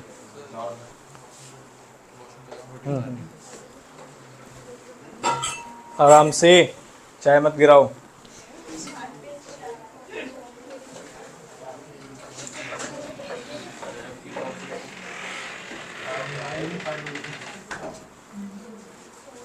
अरे सब ब्रेक ले रहे हैं। उसे पॉज कर देना। पॉज करने का मतलब समझते हो? अगर बंद करी तो ऑन किया है ना? पक्का? क्या हम शुरू करें नेक्स्ट पार्ट? कौन से चैप्टर से शुरू करेंगे और कौन से? ऑर्गेनाइजिंग पे शुरू करेंगे और कंट्रोलिंग पे खत्म करेंगे। मीनिंग ये कौन से स्टेप की बात की गई? 4th प्लानिंग की बात की गई, मतलब चैप्टर नंबर। नेक्स्ट फंक्शन क्या है? ऑर्गेनाइजिंग। इसके स्टेप्स पे आते हैं। पहला पॉइंट क्या है? Identification and division of work. आसान है। इसमें सभी एक्टिविटीज को क्या करते हैं? डिवाइड कर लेते हैं और जो डिपार्टमेंट्स बनाते हैं। क्या इसमें डिपार्टमेंट्स बनाते हैं? नहीं, इकट्ठा करते हैं। डिपार्टमेंट्स किस में बनाते हैं? डिपार्टमेंटलाइजेशन में। थर्ड क्या है? Assigning of duties. क्या आपके और मेरे नोट्स अलग हैं? आपके नोट्स और मेरे नोट्स अलग हैं। आपके और मेरे नोट्स अलग हैं। हाँ, आपको पता है, उसे आप बनाते हो। जाओ। हाँ, अलग है। ये वाला है। यही वाले नोट्स हैं आपके पास, यही वाले मेरे पास भी हैं। स्टेप समझ में आया? पहला वाला identification and division of work. दूसरा इसमें सिमिलर नेचर की एक्टिविटीज को क्या कर दिया जाता है? ग्रुप कर दिया जाता है। थर्ड पॉइंट क्या है? Assigning of duties. Assigning of duties में क्या करते हैं? हर एक मैनेजर को उसका रोल, उसकी रिस्पॉन्सिबिलिटी, सारी चीज समझाई जाती है। Fourth point establishing reporting relationship, जिसमें क्या किसको क्या काम करना है और दूसरा किसके लिए आंसरेबल और किसके लिए अकाउंटेबल है, ये सारी चीजें बताई जाती है। नेक्स्ट आता है आपका स्ट्रक्चर, जो कि है इस चैप्टर का सबसे इंपॉर्टेंट पार्ट। पहला फंक्शनल, दूसरा डिविजनल, तीसरा फॉर्मल, तीसरा इनफॉर्मल। इसमें इंपॉर्टेंट कौन से हैं? मैं कुछ बातों के बारे में बताऊंगा और आपको बताने में कौन से स्ट्रक्चर के बारे में बात करता हूँ। इसमें एक या बहुत फ्यू प्रोडक्ट्स होते हैं, इसमें फंक्शंस रिपीट नहीं होते हैं। मैंने कहा इसमें फंक्शंस रिपीट नहीं होते हैं, तो कौन सा होता है? फंक्शनल। इसमें बहुत सारे प्रोडक्ट्स बनाए जाते हैं, इसमें रिसोर्स को लेके लड़ाई झगड़े होते हैं। रिसोर्स एलोकेशन को लेके लड़ाई झगड़े होना किसके अंदर होता है? रिसोर्सेज को लेके लड़ाई झगड़े होना, रिसोर्सेज को लेके कॉन्फ्लिक्ट्स होना, कौन सा होता है? डिविजनल। क्या ये बात समझ में आई? जब डिपार्टमेंट्स के अंदर अलग अलग डिविजन्स बने होते हैं कि तुम लैपटॉप बनाओगे, तुम फोन बनाओगे, तुम वॉच बनाओगे, तुम ये बनाओगे, तो जब बजट बनाया जाता है, रिसोर्सेज एलोकेट की जाती है, तो सब फाइट करते हैं कि हमारे पास ज्यादा आना चाहिए। क्या ये बात समझ में आई? Easy to add product line, divisional में आप आसानी से product. Easy to measure performance, performance को मेजर करना इंडिविजुअली आसान है डिविजनल के अंदर, क्योंकि अलग अलग डिवीजन है, सबकी परफॉर्मेंस अलग अलग है। क्या ये बात समझे? Functional specialisation, functional specialisation, functional product specialisation, division. कुछ बातें आपको समझ में आ गई? ठीक है। तो ये है फंक्शनल स्ट्रक्चर, जिसके ऊपर जो डिपार्टमेंट्स बनाए जाते हैं वो किसके बेसिस पे बनाए जाते हैं? On the basis of functions perform. फिर आते हैं सूटेबिलिटी। पहला point, large organisation producing one line of product. ठीक है, इसमें क्या है? दूसरे वाले में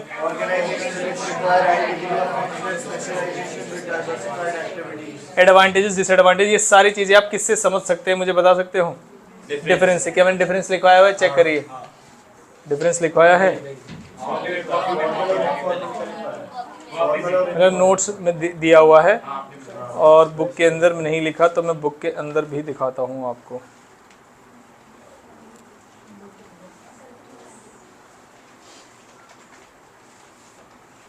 समझ नहीं कौन सी कॉपी में लिखवाया मैंने आपको डिफरेंस?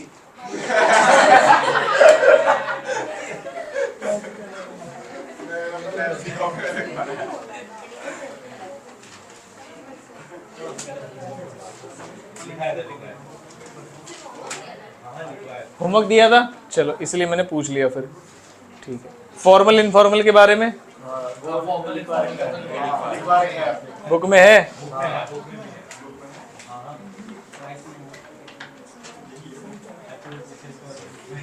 ये तो डेलीगेशन से शुरू है, डिसेंट्रलाइजेशन पे है, फिर फॉर्मल है, फिर इनफॉर्मल है। बहुत बढ़िया, ठीक ठीक। पहले हम आएंगे फॉर्मल और इनफॉर्मल पे और सीधा सीखेंगे इसे डिफरेंसेस। सारे बच्चे इधर ध्यान, बात कर देंगे बंद। पहला पॉइंट क्या है? ऐसा स्ट्रक्चर जो फॉर्मल लाइंस को फॉलो करता है वो कौन सा होता है? फॉर्मल। और दूसरा होता है जो स्पॉन्टेनियसली बन जाता है नीड से। सेकंड क्या है? ओरिजिन। इसके लिए पॉलिसीज होती हैं और ये सोशल इंटरेक्शन से बन जाता है। स्ट्रक्चर का मतलब क्या होता है? ऐसा स्ट्रक्चर जो एक ऑर्गेनाइजेशन ने बना कर दिया, और दूसरा आपका जो ग्रुप, झुंड जिसे बोलते हैं, जो आप बना लेते हैं, वो कौन से इंटरेक्शन से बनाते हैं? Social interaction. क्या ये बात समझ में? तीसरा पॉइंट क्या है? अथॉरिटी। ये पोजीशन से मिलती है, और ये पर्सनल क्वालिटीज है कि आपके ग्रुप का एक सरगना होता है। सरगना समझते हो? ग्रुप, जैसे कोई ग्रुप होता है ना, उसमें एक डोमिनेंट पर्सन होता है। डोमिनेंट पर्सन का मतलब उसके पास ज्यादा अथॉरिटी है, वो डिसाइड करेगा कहाँ जाना है कहाँ नहीं जाना, वही आपको बचाएगा या बचाएगी अगर कुछ गड़बड़ होगी तो। क्या ये बात समझ में आई? वो अपनी क्वालिटीज के ऊपर डिपेंड करता है कौन बनेगा। फोर्थ पॉइंट क्या है?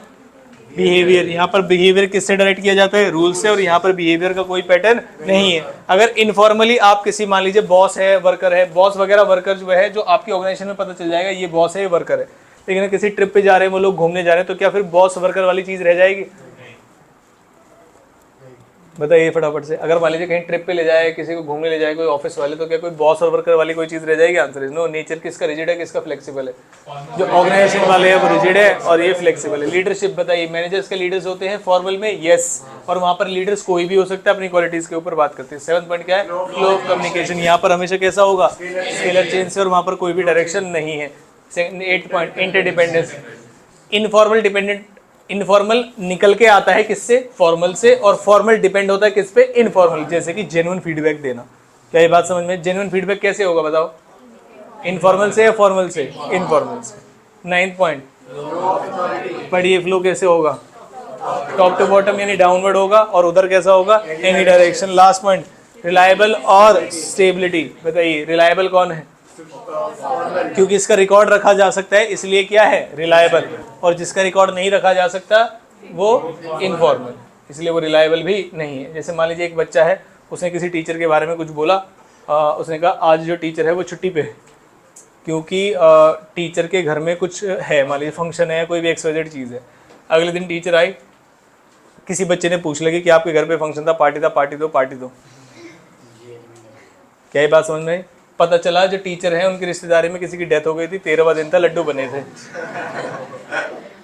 अब जिस भी बच्चे ने बोला था, आप कह रहे हो मेरी गलती नहीं है, मेरी गलती नहीं, मुझे तो इसने बोला था। अब बताओ क्या वो बच्चा हाँ करेगा? नहीं। क्यों? क्योंकि उस चीज़ का क्या नहीं है, रिकॉर्ड नहीं। क्या नहीं है? रिकॉर्ड नहीं। क्या ये बात समझ? इसलिए रिलायबल नहीं माने जाते। अब आते हैं आपके दो कंसेप्ट होते हैं, कौन कौन से? जो सुपीरियर सबऑर्डिनेट लेवल पे होता है वो कौन सा होता है? डेलीगेशन। जो पूरी ऑर्गेनाइजेशन के थ्रू आउट होता है वो कौन सा है? अब मैं कुछ डिफरेंस वाले पॉइंट बोलूंगा, आपको बताना है कि कौन से पॉइंट में ये जाएगा। क्या ये बात समझ में आई? It goes throughout the organisation, decentralisation, it results out of a management policy. Decentralisation policy होगी मैनेजमेंट की, एक्टिविटीज को डिसेंट्रलाइज करने की तो होगा, अदरवाइज तो मैनेजर डिसाइड करता है, इनबिल्ट होता है, हर एक काम में होता है। क्या ये बात समझ में होता है? कंपलसरी कौन सा होता है? डेलीगेशन कंपलसरी है। वाइडर कौन सा है? क्या ये बात समझ में आती है? तो पढ़ते हैं कुछ पॉइंट। नेचर क्या है, कौन सा कंपलसरी है? डेलीगेशन कंपलसरी है। डिसेंट्रलाइजेशन कैसा है? ऑप्शनल। फ्रीडम ऑफ एक्शन किसके अंदर होता है? डिसेंट्रलाइजेशन के अंदर ज्यादा होता है और डेलीगेशन के अंदर कम होता है। Third point, status, it is a process followed to share task और it is result of policy decision जो कि ले जाते हैं। स्कोप किसका ज्यादा है? डिसेंट्रलाइजेशन का, क्योंकि थ्रू आउट द ऑर्गेनाइजेशन जाता है। पर्पस क्या है? पढ़िए। डेलीगेशन देते हैं क्योंकि आपके सुपीरियर का बर्डन कम हो सके, और डिसेंट्रलाइजेशन क्यों देते हैं? पढ़िए। सबऑर्डिनेट्स के अंदर रोल को बढ़ाना। क्या यहाँ तक बातें समझ में आई आपको? ठीक। फॉर्मल स्ट्रक्चर, इनफॉर्मल स्ट्रक्चर मैंने बता दिया है आपको। हम चलते हैं अगली साइड। अगली साइड मतलब स्टाफिंग। स्टाफिंग के बाद कितने रह जाएंगे? दो रह जाएंगे। और आप चिंता ना करें, कितने और हैं आपके पेपर में आ रहे हैं। इंपॉर्टेंट बात ये है, ठीक है। फिर से आ गए हम स्टाफिंग पे। मैंने आपको 1 मिनट दिया, आप जरा पढ़िए, फिर मैं आपसे पूछूंगा जल्दी से।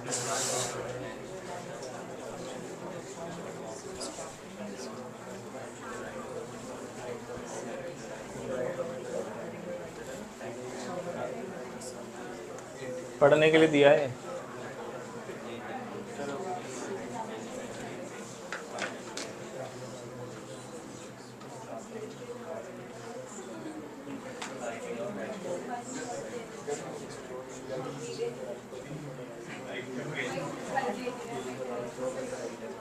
बीड़ी कम पिया करो।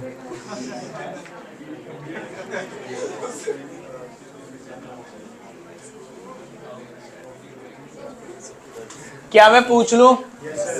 फटाफट से बताइए। After planning organising the next function to perform is staffing. ये कौन सी लाइन थी? चिंटू लाइन। कौन सी लाइन थी? चिंटू लाइन। कहीं भी चिपकाई जा सकती है।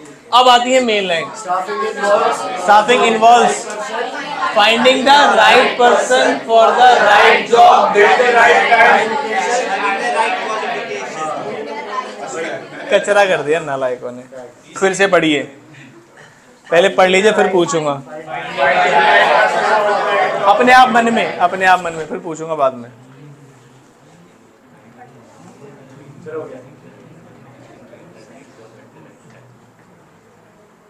ज्यादा ही राइट तो नहीं हो गया?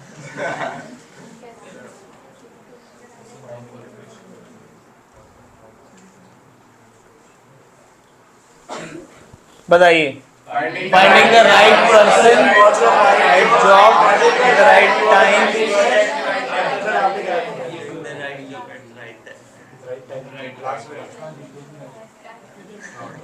पिटेगा नहीं, है ना? क्लास के बाद याद दिलाना मुझे। इम्पोर्टेंस आते हैं इसमें। पहला इम्पोर्टेंस क्या है? स्टाफिंग क्यों जरूरी है? ऑर्गेनाइजिंग में फाइलिंग नहीं, फिलिंग। फाइलिंग। इधर सुनो। ऑर्गेनाइजिंग, जब ऑर्गेनाइजिंग फंक्शन किया आपने तो आपने डिपार्टमेंट्स बनाए, उन सभी में जॉब होंगी। उन जॉब को भर्ती कंप्लीट करने के लिए क्या करते हैं? स्टाफिंग, ये पहला पॉइंट है। दूसरा क्या है? Placing the right person at the right job. सही समय पे सही व्यक्ति को सही काम पे सही जॉब करते हुए पाया गया तो अच्छा व्यक्ति अच्छा काम होगा, अदरवाइज पूरी ऑर्गेनाइजेशन सफर करेगी। जो व्यक्ति मार्केटिंग में अच्छा है, जिसे मैं नाम नहीं लेना चाहता, जो टीचर अकाउंट्स अच्छा पढ़ाती है वो बिजनेस पढ़ा रही है, जो बिजनेस पढ़ाते हैं वो अकाउंट्स पढ़ा रहे हैं। किसी स्कूल में ऐसा हो रहा है, अच्छा कुछ स्कूल में ऐसा दोनों अच्छा नहीं पढ़ाते। अच्छा ठीक है, हालांकि मैंने वीडियो के स्टार्ट में बोल दिया था किसी स्कूल की बात कर रहा हूँ मैं। Third point, growth of enterprise. क्या ये ग्रोथ ऑफ एंटरप्राइज के लिए जरूरी है? यस, क्योंकि ह्यूमन रिसोर्स ऑर्गेनाइजेशन की ग्रेटेस्ट असेट होती है। अगर यही सही नहीं चुनी जाए, जैसे समझ लो 12th क्लास में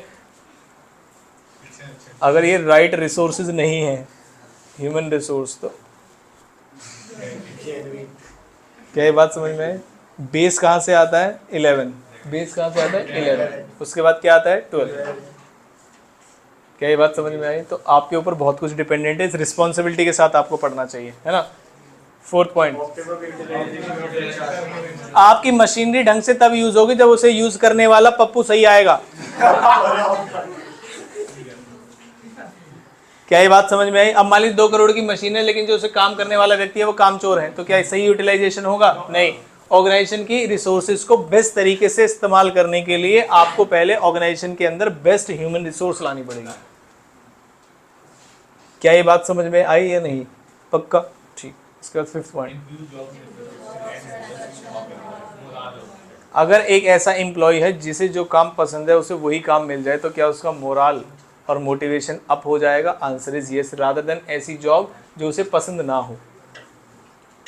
क्या ये बात समझ में आई? जैसे मान लीजिए कल से मुझसे एक सब्जेक्ट छीन लिया जाए बिजनेस और मुझे दे दी जाए इंडियन इकोनॉमिक डेवलपमेंट। समझाने वाला है? कोई लॉजिक है उसके अंदर? इकोनॉमिक डेवलपमेंट में पक्का हिस्ट्री वाला जो पार्ट है उसमें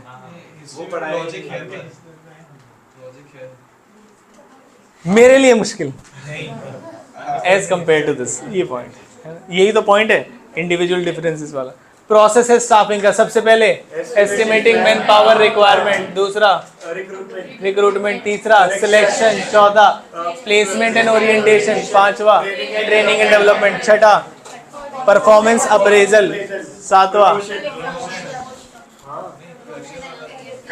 प्रमोशन एंड करियर प्लानिंग, उसके बाद कंपनसेशन, और लास्ट कुछ नहीं, यही है।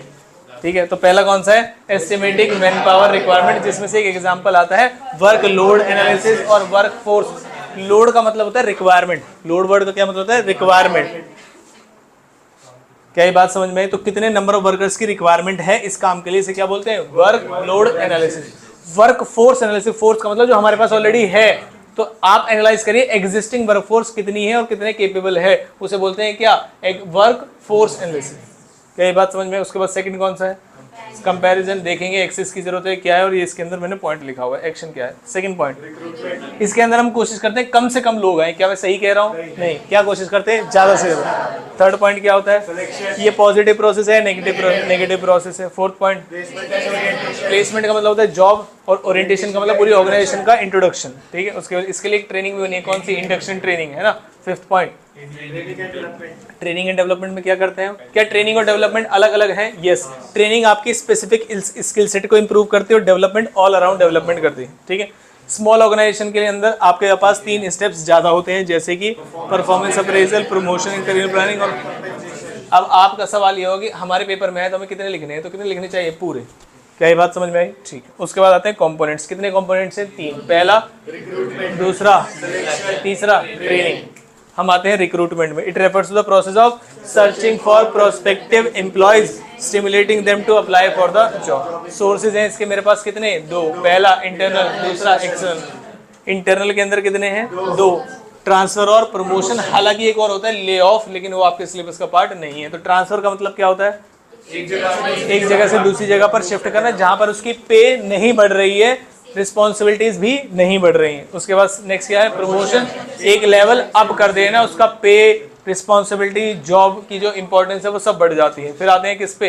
एक्सटर्नल में, जिसमें पहला कौन सा है? डायरेक्ट रिक्रूटमेंट का मतलब क्या होता है? नोटिस बोर्ड पे जब प्लेस कर देते हैं ऑर्गेनाइजेशन की, कंपनी या फैक्ट्री के गेट पर, तो उसे बोलते हैं direct recruitment. Second point, keeping a database of unsolicited applicants, जिन्होंने लास्ट टाइम अप्लाई किया था उसे क्या बोलते हैं? Casual flow. थर्ड पॉइंट क्या है? जिसमें हम किसकी वेबसाइट पे?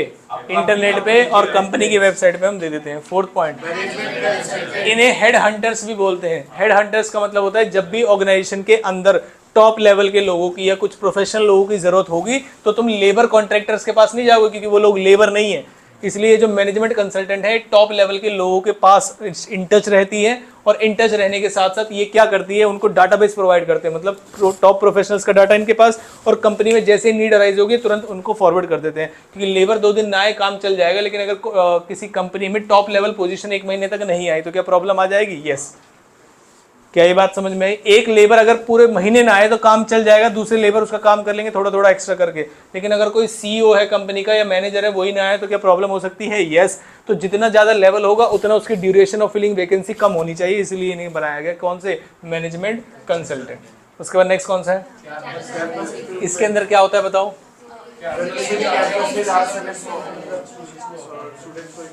क्या ये बात समझ में आती है? आप किस किस में जाते हैं? स्कूल्स में नहीं, स्कूल हटा देना, कॉलेजेस, कैंपस, यूनिवर्सिटीज, इन सभी में जाते हैं। जैसे एग्जांपल था हमारा। उसके बाद नेक्स्ट क्या है? 6 पॉइंट में एडवर्टीजमेंट कहाँ दे सकते हैं? जहां आपकी मर्जी वहां दीजिए। 7 पॉइंट, इसमें कौन से लेवल की जॉब्स को फिल किया जाता है? सुपरवाइजरी लेवल, जो लेबर लेवल क्लास है उसके लिए। 8 पॉइंट क्या है? ये एक मंदिर है जो किसने बनाया है? गवर्नमेंट ने। और गवर्नमेंट कहती है कि अगर आप अनएम्प्लॉयड है तो हमारे साथ डाटा शेयर कीजिए, इनकेस अगर इन्फॉर्मेशन या नीड अराइज होती है तो हम आपको बता देंगे, जो कि कभी नहीं किया जाता। 9 पॉइंट, टेलीकास्टिंग। टेलीकास्टिंग का मतलब क्या होता है? टीवी पे ऐड देने को क्या बोलते हैं? टेलीकास्ट। 10th पॉइंट, बताओ आजकल टीवी का रोल बढ़ गया है कम हो गया है? आज की डेट में टीवी का रोल बढ़ गया है कम हो गया है? टीवी सस्ता होगा घर में, फोन महंगे होंगे, देख लेना आप। टीवी 20 की जगह 25 का भी लेंगे, हाय, और फोन 40 का नहीं, जब 40 ले रहे हैं तो 45 वाला। अब जब 45 पे आ ही गए हैं तो क्यों ना 256 GB रैम ले ले, है ना? तो धीरे धीरे करके 50 भी क्रॉस हो जाएंगे तो भी कोई दिक्कत वाली बात नहीं है। रैम नहीं, स्टोरेज, रैम बोला क्या मैंने? क्या बात कर रहे हो? स्टोरेज बोला मैंने। क्या बोला मैंने?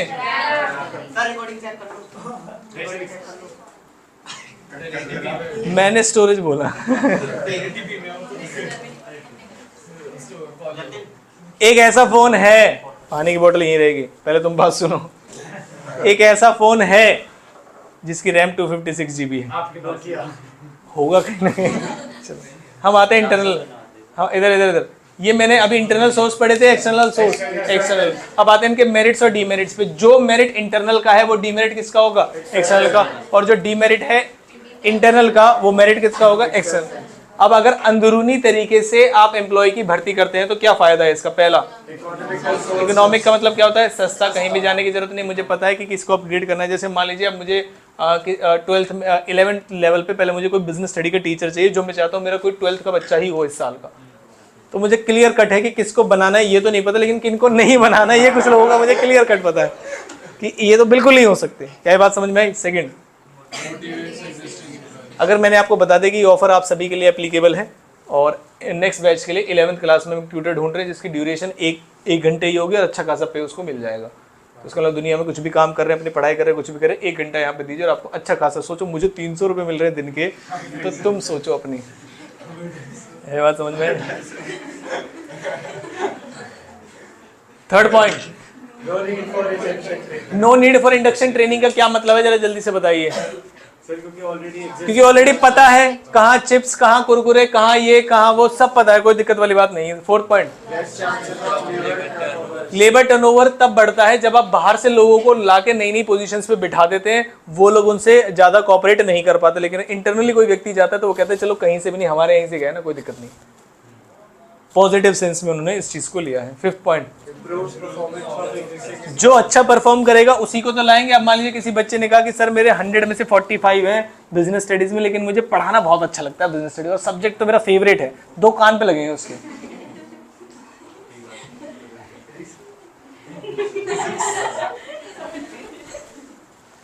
Sixth point, job rotation also helps in training for भाई जॉब रोटेशन का मतलब ये होता है एक जॉब से दूसरी जगह पर जाना, तो आपको क्या होगा कि इससे ट्रेनिंग मिलेगी और आपका ऑलराउंड डेवलपमेंट हो जाएगा। ठीक है, उसके बाद 7 पॉइंट, स्टेबिलिटी को अफेक्ट तो करता है लेकिन फ्रीक्वेंट नहीं होने चाहिए जॉब रोटेशन। जैसे मैकडी वगैरह में चल जाता है, उसमें कैसे बहुत ज़्यादा स्किल बेस्ड काम नहीं है, तो मैकडी है, स्टारबक्स है, जैसे भी ऐसे रेस्टोरेंट्स उसमें काम चल जाता है, कोई दिक्कत वाली बात नहीं। 7 पॉइंट क्या है?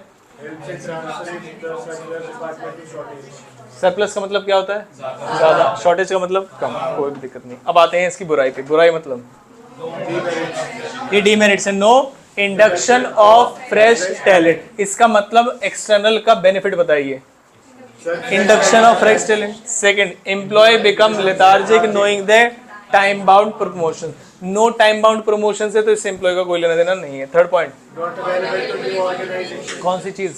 एक्सटर्नल। इसका मतलब एक्सटर्नल किसके लिए अवेलेबल है? New organization. Internal not available नहीं है नई के लिए, तो लेकिन एक्सटर्नल अवेलेबल है। Fourth point, Spirit of competition gets hampered. अगर इंटरनली पता चल जाएगी हम में से ही कोई जाएगा, कोई चिंता वाली बात नहीं है कि चलो हम में से जाएगा, बाहर से आके कुछ नहीं, और हम में से तो आपस में लोग जो एक दूसरे से साठगांठ कर लेते, भाई देख तेरा प्रमोशन हो गया तो हमारे ऊपर ऑर्डर नहीं देगा, तो हमारे बीच में से गया, ध्यान रखिए बाहर निकलेगा।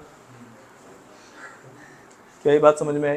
तो हमारे में से ही कोई आगे जाएगा तो हमें कोई भी दिक्कत नहीं हो। ठीक है, उसके बाद next 5th point, Frequent transfers may reduce productivity. जब डीमेरिट की बात आएगी तो हम बुराई करेंगे। 6 पॉइंट, अगर मैं आप लोगों में से टीचर ढूंढने की जगह अगर मैं YouTube पे एक एडवर्टीजमेंट डालूं, या फिर मैं Instagram पे एक एडवर्टीजमेंट, स्पॉन्सर्ड एडवर्टीजमेंट डालूं, या फिर अपने WhatsApp कॉन्टैक्ट पे लगा दूं कि काफ़ी सारे लोग देख लें, तो मुझे चांसेस ज़्यादा अच्छे टीचर मिलने के हैं या यहाँ के बच्चों में से ज़्यादा अच्छे चांसेस हैं? दोनों ही चीज़ें हो सकती हैं, यहाँ के बच्चे भी हो सकते हैं अच्छे, वहाँ के भी, लेकिन जो चॉइस है वो मेरी बढ़ जाएगी। जब चॉइस बढ़ जाती है, सिलेक्शन सैंपल बढ़ जाता है, तो हो सकता है अच्छे रिजल्ट्स आए। 7 point, Chances of favoritism. Favouritism हो सकता है कि मान लीजिए इस क्लास के बैच में से कुछ बच्चे ऐसे जो मुझे खाना खिलाते हैं, चिप्स खिलाते हैं, कुरकुरे खिलाते हैं, बहुत सारी चीज़ें हैं, तो हो सकता है उनका प्रमोशन जल्दी हो जाए, है ना? ऐसा हो सकता है। कुछ बच्चे ऐसे खुद ही खुद खाते रहते हैं, है ना? तो हर तरीके के चांसेस हैं। ये बेसिस है और ये डिफरेंस है। क्या ये बात समझ में? किस में टाइम ज़्यादा लगेगा? किस में टाइम ज़्यादा लगेगा? एक्सटर्नल में। कौन ज़्यादा सस्ता है? इंटरनल ज़्यादा सस्ता है। इंडक्शन ट्रेनिंग की जरूरत किस में है?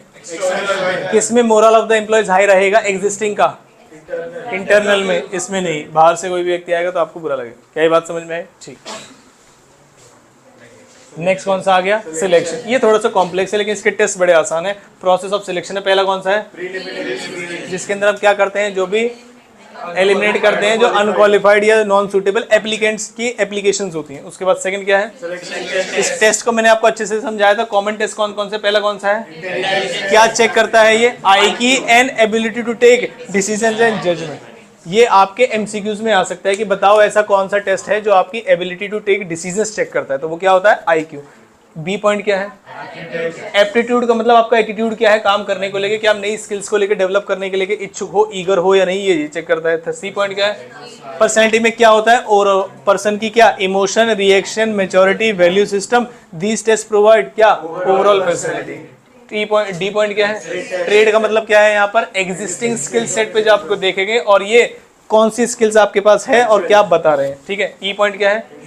इसका मतलब क्या है? व्यक्ति का क्या है और क्या वो इस जॉब में इंटरेस्टेड है भी या नहीं भी, ये चेक करते हैं। थर्ड पॉइंट, पहला क्या था? प्रीलिमिनरी स्क्रीनिंग, दूसरा सिलेक्शन टेस्ट, तीसरा एम्प्लॉयमेंट इंटरव्यू, उसके बाद इंटरव्यू के बाद रेफरेंस। इंटरव्यू हो गया, अगर इंटरव्यू तुमने क्रैक कर लिया, अब क्या करेंगे? रेफरेंस एंड बैकग्राउंड चेक, उसके बाद सिलेक्शन डिसीजन, उसके बाद 7, 8, दोबारा से 4th पॉइंट से, उसके बाद अगर ये ठीक रहा, सिलेक्शन टेस्ट किया हमने, उसका बैकग्राउंड चेक किया, अगर बैकग्राउंड ठीक रहा तो अब कौन सा डिसीजन ले लेंगे हम? Selection decision. जब हमने उसे सिलेक्ट कर लिया उसके बाद मेडिकल एग्जामिनेशन की मेडिकल फिट, फिर उसे जॉब ऑफर देंगे, फिर साइन करा लेंगे। अब मुझे पूरी स्टेप दोबारा से बताओ। पहला प्रीलिमिनरी स्क्रीनिंग, दूसरा सिलेक्शन टेस्ट, तीसरा employment interview, 4th reference and background checking, अगर ठीक है सिलेक्शन डिसीजन, अगर वो ठीक है तो मेडिकल एग्जामिनेशन, अगर हो गया तो जॉब ऑफर और कॉन्ट्रैक्ट ऑफ एम्प्लॉय। लॉजिकली याद करोगे तो हो जाएगा मेरे हिसाब से, कोई दिक्कत नहीं आएगी आपको। फिर आते हैं किसमें? ट्रेनिंग। ट्रेनिंग के बेनिफिट्स हैं to the organisation, to the employee, आप पढ़ सकते हैं, इसमें कोई बहुत ज़्यादा मुश्किल वाला पॉइंट नहीं है। नेक्स्ट आएगा किसमें? डिफरेंस। ट्रेनिंग की मीनिंग है इंक्रीज करता है नॉलेज को, और ये ओवरऑल लर्निंग और प्रोसेस को इंक्रीज। सूटेबिलिटी कहाँ पर है? टेक्निकल स्टाफ और मैनेजरियल स्टाफ, ताकि ऑल अराउंड डेवलपमेंट कर सके वो। नेचर क्या है इसका? ये डेवलपिंग पे फोकस करता है, स्किल्स जो ऑलरेडी हैं और इन नई स्किल्स को एक्वायर या हिडन टैलेंट को एक्वायर निकालने के लिए। टाइम क्या है? शॉर्ट टर्म और लॉन्ग टर्म और सेंटर्ड वर्क और पर्सन। अगर आपको ट्रेनिंग दी जाएगी क्यों? क्योंकि आप काम ढंग से कर सके, लेकिन आप डेवलपमेंट करेंगे तो आपके अंदर छुपे हुए टैलेंट को बाहर निकालना है। आपको अलग अलग सोसाइटीज़ में इन्वॉल्व करेंगे, अलग अलग ग्रुप्स बनाएंगे, स्कूल में उनके फंक्शंस कराएंगे, कंपटीशन होगा, तो वो आपके अंदर का टैलेंट बाहर निकालने के लिए। क्या ये बात समझ में आए? उसके बाद आते हैं किस पे? Training methods.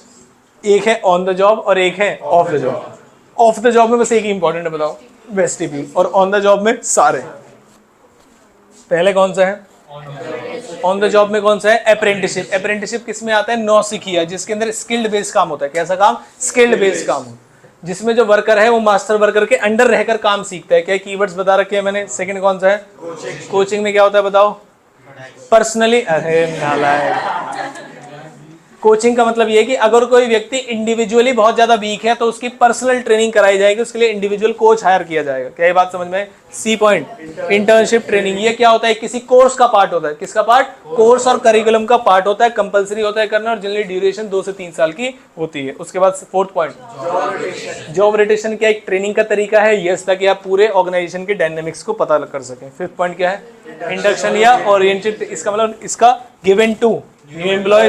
पर्पस क्या है? फेमिलियर कराना। टाइम क्या है? फ्यू आवर और फ्यू डेज, डिपेंडिंग अपॉन कितनी ब्रांच है, क्या एरिया है। Helps in improving efficiency and effective और सेंस ऑफ बिलोंगिंगनेस, और प्रोवाइड इंफॉर्मेशन। कैसी कैसी इंफॉर्मेशन दिखाते हैं? Washroom, rest periods, cafeteria, leave rule वगैरह। ऑफ द जॉब में कौन सी पढ़नी है हमें?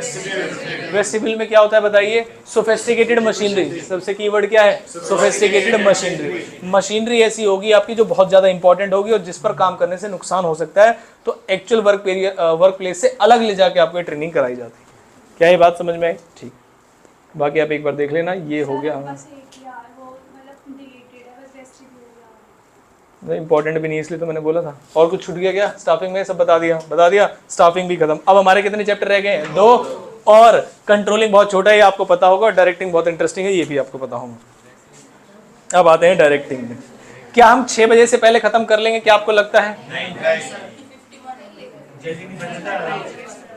6:15 से पहले? हमने शायद क्लास 4:15 पे शुरू की थी अप्रोक्स, शायद, है ना? 19 पे शुरू की थी। टारगेट ये था कि 2 घंटे के अंदर हम बुक 1 को रिवाइज करेंगे। मेरे हिसाब से हम इस टारगेट को अचीव कर पाएंगे अगर आप मदद करेंगे तो। आप पहले पढ़िए मीनिंग डायरेक्टिंग की, डायरेक्टिंग होता क्या है, जल्दी से।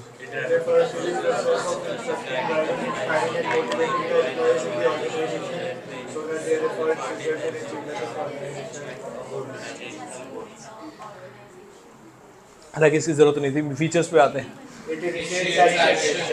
All other functions of management just prepares for action, but actual action initiated by directing. Second क्या है? मैं इसके बारे में कुछ नहीं बोलूंगा। थर्ड, इसके बारे में कुछ नहीं बोलूंगा। फोर्थ, डायरेक्शन और डायरेक्टिंग फंक्शंस हमेशा सुपीरियर देते हैं किसको? सबऑर्डिनेट्स। हमारे यहाँ पर उल्टा होता है। घरों में क्या होता है? मम्मी चाय लो, आगा मैं, या कोई चलो से मम्मी मैं आ गई हूँ, मेरा फ़ोन, मेरा बेड, मेरा वाईफाई, पानी, खाना, सब बताओ कहाँ पर है। ठीक है, इंपॉर्टेंस से पहले मैं किस पे आ गया? लेकिन मैं इंपॉर्टेंस पे अब आ सकता हूँ क्योंकि हम पढ़ चुके हैं ऑलरेडी। पहला क्या है? इनिशिएट एक्शन पढ़ लिया हमने। सेकंड, सभी एम्प्लॉयज के एफर्ट्स को अगर चैनलाइज ना किया जाए तो ऑर्गेनाइजेशन के गोल्स को अचीव नहीं किया जा सकता। थर्ड पॉइंट, क्योंकि इसके अंदर मोटिवेशन होता है, हमने पढ़ रखा है। मोटिवेशन के अंदर 2 नीड्स होते, 2 तरीके के इंसेंटिव्स होते हैं, फाइनेंशियल और मोटिवेशन के अंदर 2 तरीके के इंसेंटिव्स होते हैं। पहला फाइनेंशियल और नॉन फाइनेंशियल भी बोलते हैं उसको। फोर्थ पॉइंट बताइए, चेंजेस को कैसे फैसिलिटेट किया जाता है। और चला रहा हूँ मैं। अच्छा, इसकी बात सुनो। देखो, मैंने एसी बंद करा, इसने कहा सर एसी बंद मत करना, गर्मी लग रही है। तो मैंने फिर भी कर दिया। मैंने कहा नहीं, थोड़ा टेम्परेचर तो ज़्यादा ही डाउन हो गया था। अब तब से ऐसे कर रहा है।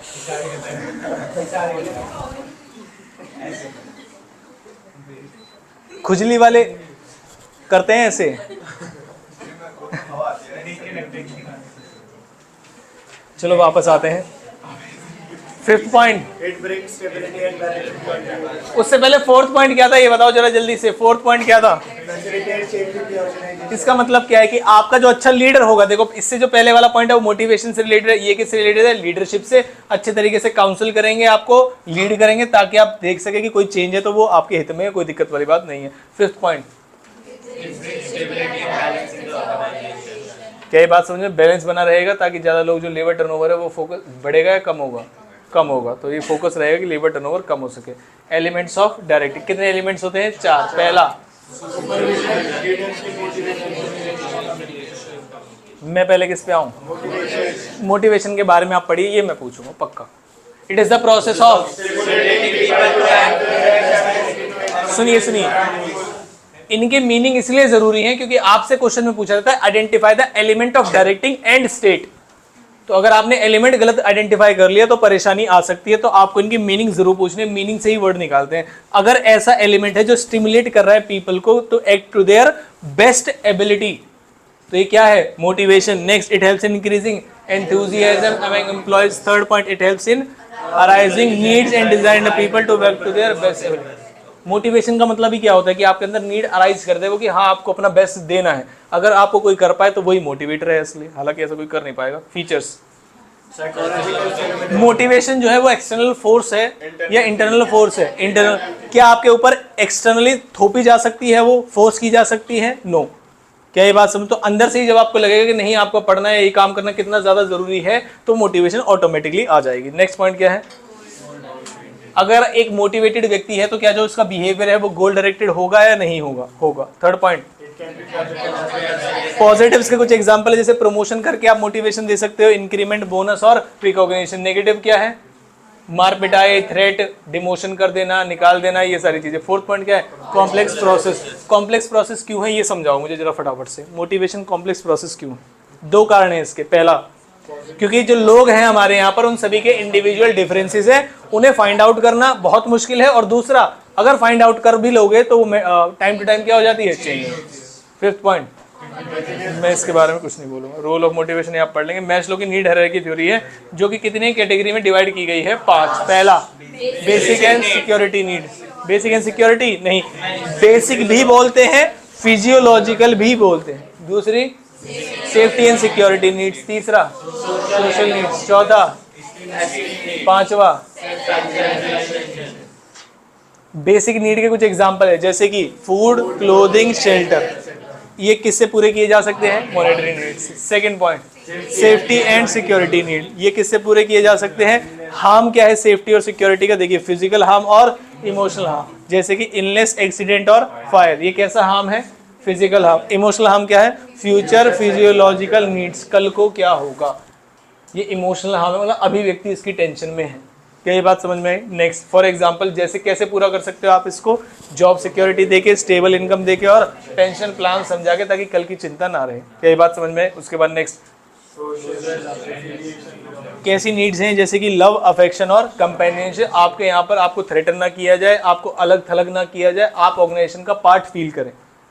क्या ये बात समझ में आई? इसी के बोलते कौन सी नीड्स हैं? Social needs. इसे कैसे किया जा सकता है? Team work, formal and informal get togethers. क्या ये बात समझ में आई? उसके बाद नेक्स्ट क्या है? Esteem needs. क्या एग्जांपल है इसके? Self respect, autonomy, status, recognition और अटेंशन कैसे किए जा सकते हैं? Non monetary. क्या ये बात समझ में आई? उसके बाद नेक्स्ट, 5th पॉइंट, ये एक ऐसे लेवल की नीड है जिसके बाद तुम्हें ऐसा लगे सब बेकार था, अपना जो आप जिस चीज़ के लिए बने हैं उस चीज़ पे काम करिए, जो आपका पैशन है उसे आप फुलफिल करिए। नेक्स्ट है अजम्पशंस की। ये अजम्पशंस हैं तभी ये मैस्लो की नीड हायरार्की थ्योरी पूरी होगी। पहला पॉइंट क्या है? क्या ये बात समझ में? आपकी तरफ लोग इसी तरीके से बिहेव करेंगे, अगर आपसे कोई ज़रूरत होगी तो आपसे ज़रूरत होगी तो आप 4 भी दे देंगे तब भी कोई दिक्कत नहीं रहेगी, 2 मार भी देंगे तब भी कोई दिक्कत नहीं रहेगी, क्योंकि आप भले इंसान हैं, क्योंकि आपसे क्या है? नीड। क्या आपने अपने पेरेंट्स को ऐसा कहते हुए सुना है कि अभी तो इन्हें कुछ भी बोल लो ये बुरा नहीं मानेंगे, लेकिन जैसे ही इनका काम निकल जाएगा तो हम कोई काम नहीं भी करेंगे तो छोटी सी बात पे बुरा मान के बैठ जाएंगे? कि ऐसे कुछ कन्वर्सेशंस में आप कभी लगा है आपको कि नहीं लगा? क्या चीज़? अच्छा, उस लेवल तक पहुंच गए। 2nd पॉइंट क्या है? People's needs are in hierarchical order, जो कि इन्होंने बताया है। थर्ड पॉइंट क्या है? A satisfied need can no longer satisfy आप। जैसे एक व्यक्ति की जॉब जो है वो आपने कर दी परमानेंट, और अगले दिन आपको कह रहे हो, तुम्हें पता है कि तुम्हारे लिए गुड न्यूज़ है, क्या तुम्हारी जॉब परमानेंट है, तो क्या और ज़्यादा सेटिस्फाई करेगी उसको? नहीं। क्या ये बात समझ में आई? नेक्स्ट,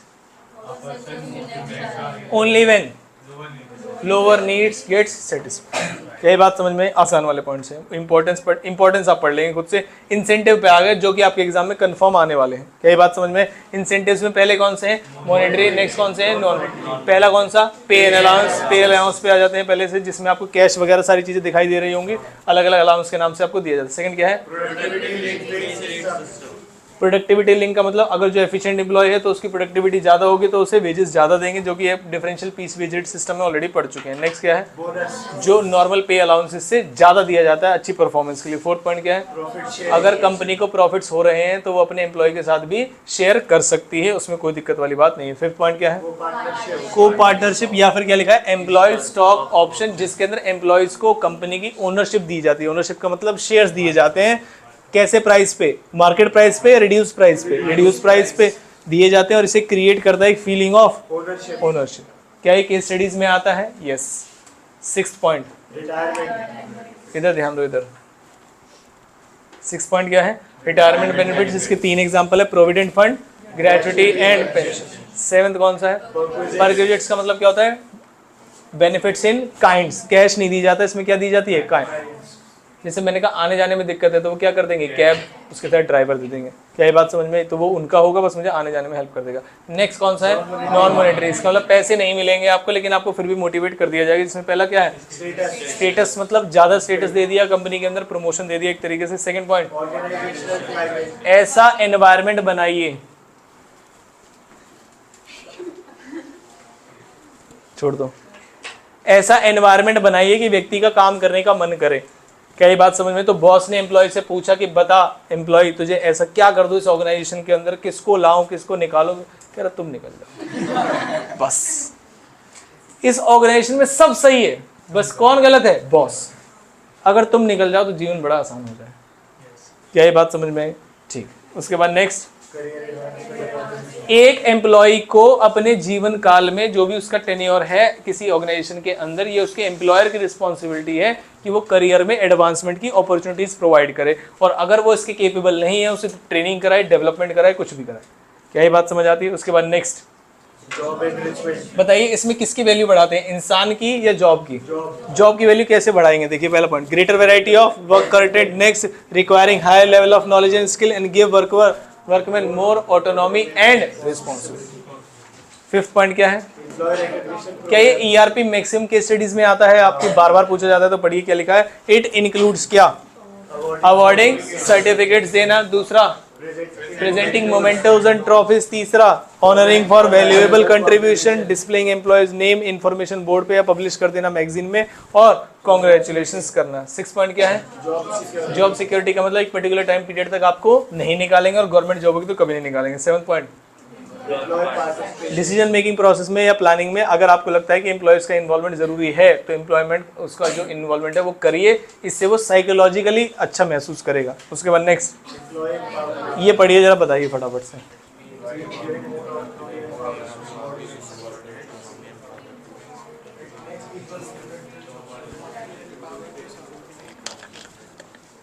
इजी है, एम्प्लॉय एम्पावरमेंट करना, पावर्स देना, ऑटोनॉमी देना, ये सब।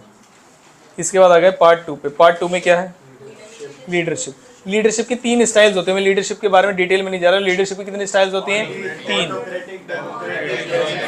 और जिसे बहुत अच्छे तरीके से हम कहाँ से पढ़ सकते हैं? डिफरेंस। क्या आपके पास वो डिफरेंस है? मेरे पास क्यों नहीं है? अच्छा, ऐसे लिखा था हमने, चलो बढ़िया, तभी मैं कहूँ खाली क्यों है। ठीक है, आज पूछता हूँ आपसे,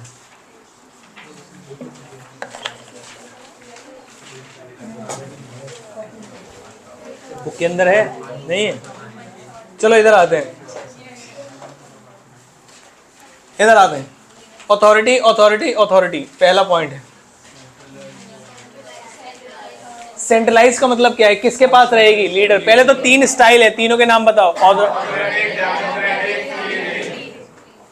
ऐसा एक होता है जिसके अंदर लीडर अपने पास सारी अथॉरिटी रखता है।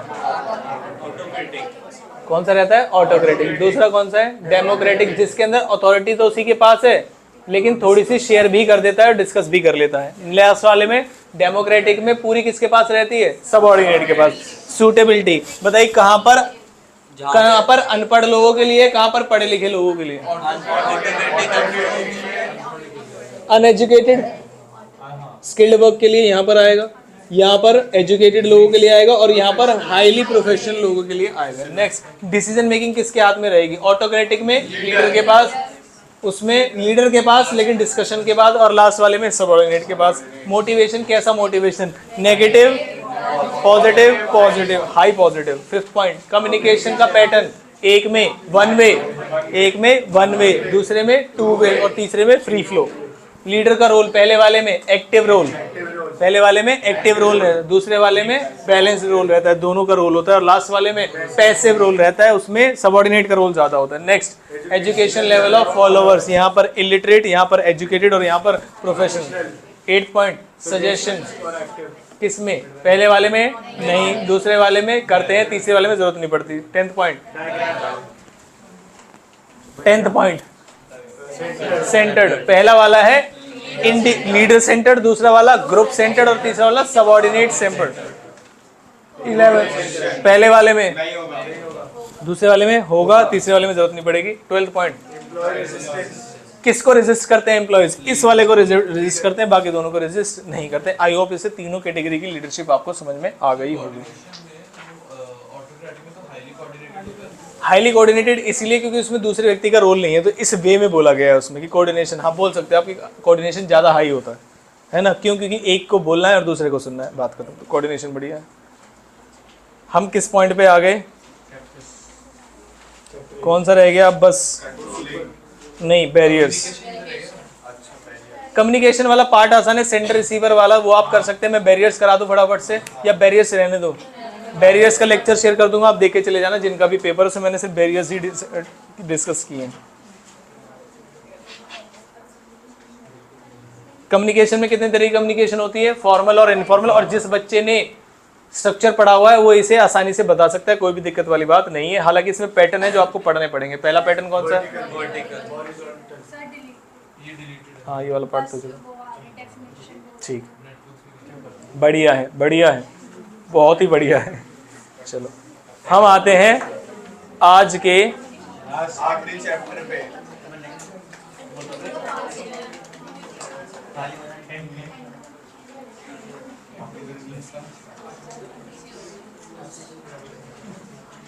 क्या आपका पूरा फोकस मैं यहाँ पर रख सकता हूँ अगले 10 मिनट और हम चैप्टर को जल्दी से खत्म कर देंगे? सभी का ध्यान इधर ही है, पक्का? सभी बच्चे पूरे जोश में हैं? ढीले तो नहीं है? बहुत बढ़िया। इसीलिए देखो मैंने क्या लिखा है, सबसे अच्छी क्लास 12 कॉमर्स बैच, इसीलिए बोला है।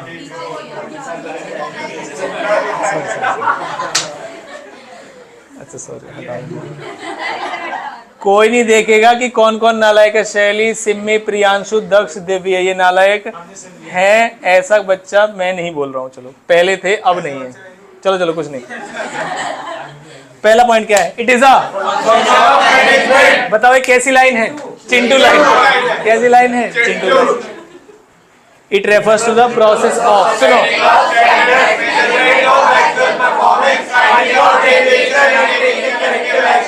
बहुत बढ़िया। अब कोई नहीं बोलेगा। पहला पॉइंट क्या है? आसान है। क्या मैं इसमें डिस्कशन करूंगा? नहीं। दूसरा, क्या मैं इसमें डिस्कशन करूंगा? हाँ, नालायकों। टॉप मैनेजर्स कैसा कंट्रोल करते हैं? दूसरे वाले, तीसरे वाले operation. It is a dynamic, इसे पढ़ेंगे, पढ़िए।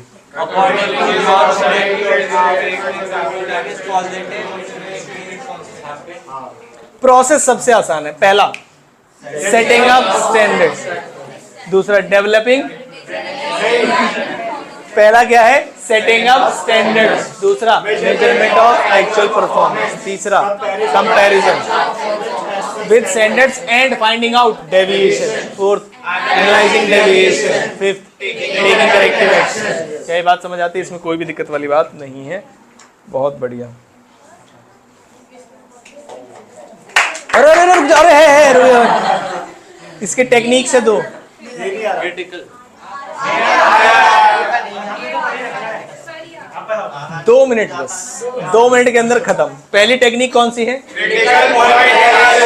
तीसरा बस, अब चुप रहेंगे आप, मैं बोलूंगा। देखिए, क्रिटिकल पॉइंट एनालिसिस का मतलब ये होता है कि आपके यहाँ पर अलग अलग तरीके की एक्टिविटी होती है। अमाउंट पे ज्यादा फोकस करेंगे या एक्टिविटी पे? बताइए, इस पॉइंट के अंदर एक्टिविटी पे। हालांकि ऑटोमेटिकली वो अमाउंट पे ही फोकस करवा देगा आपको। जैसे मैंने कहा 50% इंक्रीज हो गया आपके पोस्टल चार्जेस में कंपनी के, तो क्या कोई डरने वाली बात है? नहीं। लेकिन मटेरियल 10% इंक्रीज हो गया, डरने वाली बात है? यस। तो यहाँ पर जो परसेंटेज प्लस एक्टिविटी पे ध्यान दिया जाता है, इसलिए यहाँ पर लिखा हुआ है KRA। KRA का मतलब की result A. Management by exception में कहते हैं कि आप एक स्पेसिफाइड लिमिट तय कर लीजिए। अगर आपकी डेविएशन उसके बियॉन्ड जाती है, अगर आपकी डेविएशन उस स्पेसिफाइड लिमिट के बियॉन्ड जाती है, तो उन्हें ध्यान पे रखिए। और इसके अंदर एक सुंदर लाइन लिखी गई है, if you try to control everything you may end up control nothing. क्या ये बात समझ में आई? और ये हमारे बुक 1 का जो रिवीजन है वो होता है यहाँ पर सवाल।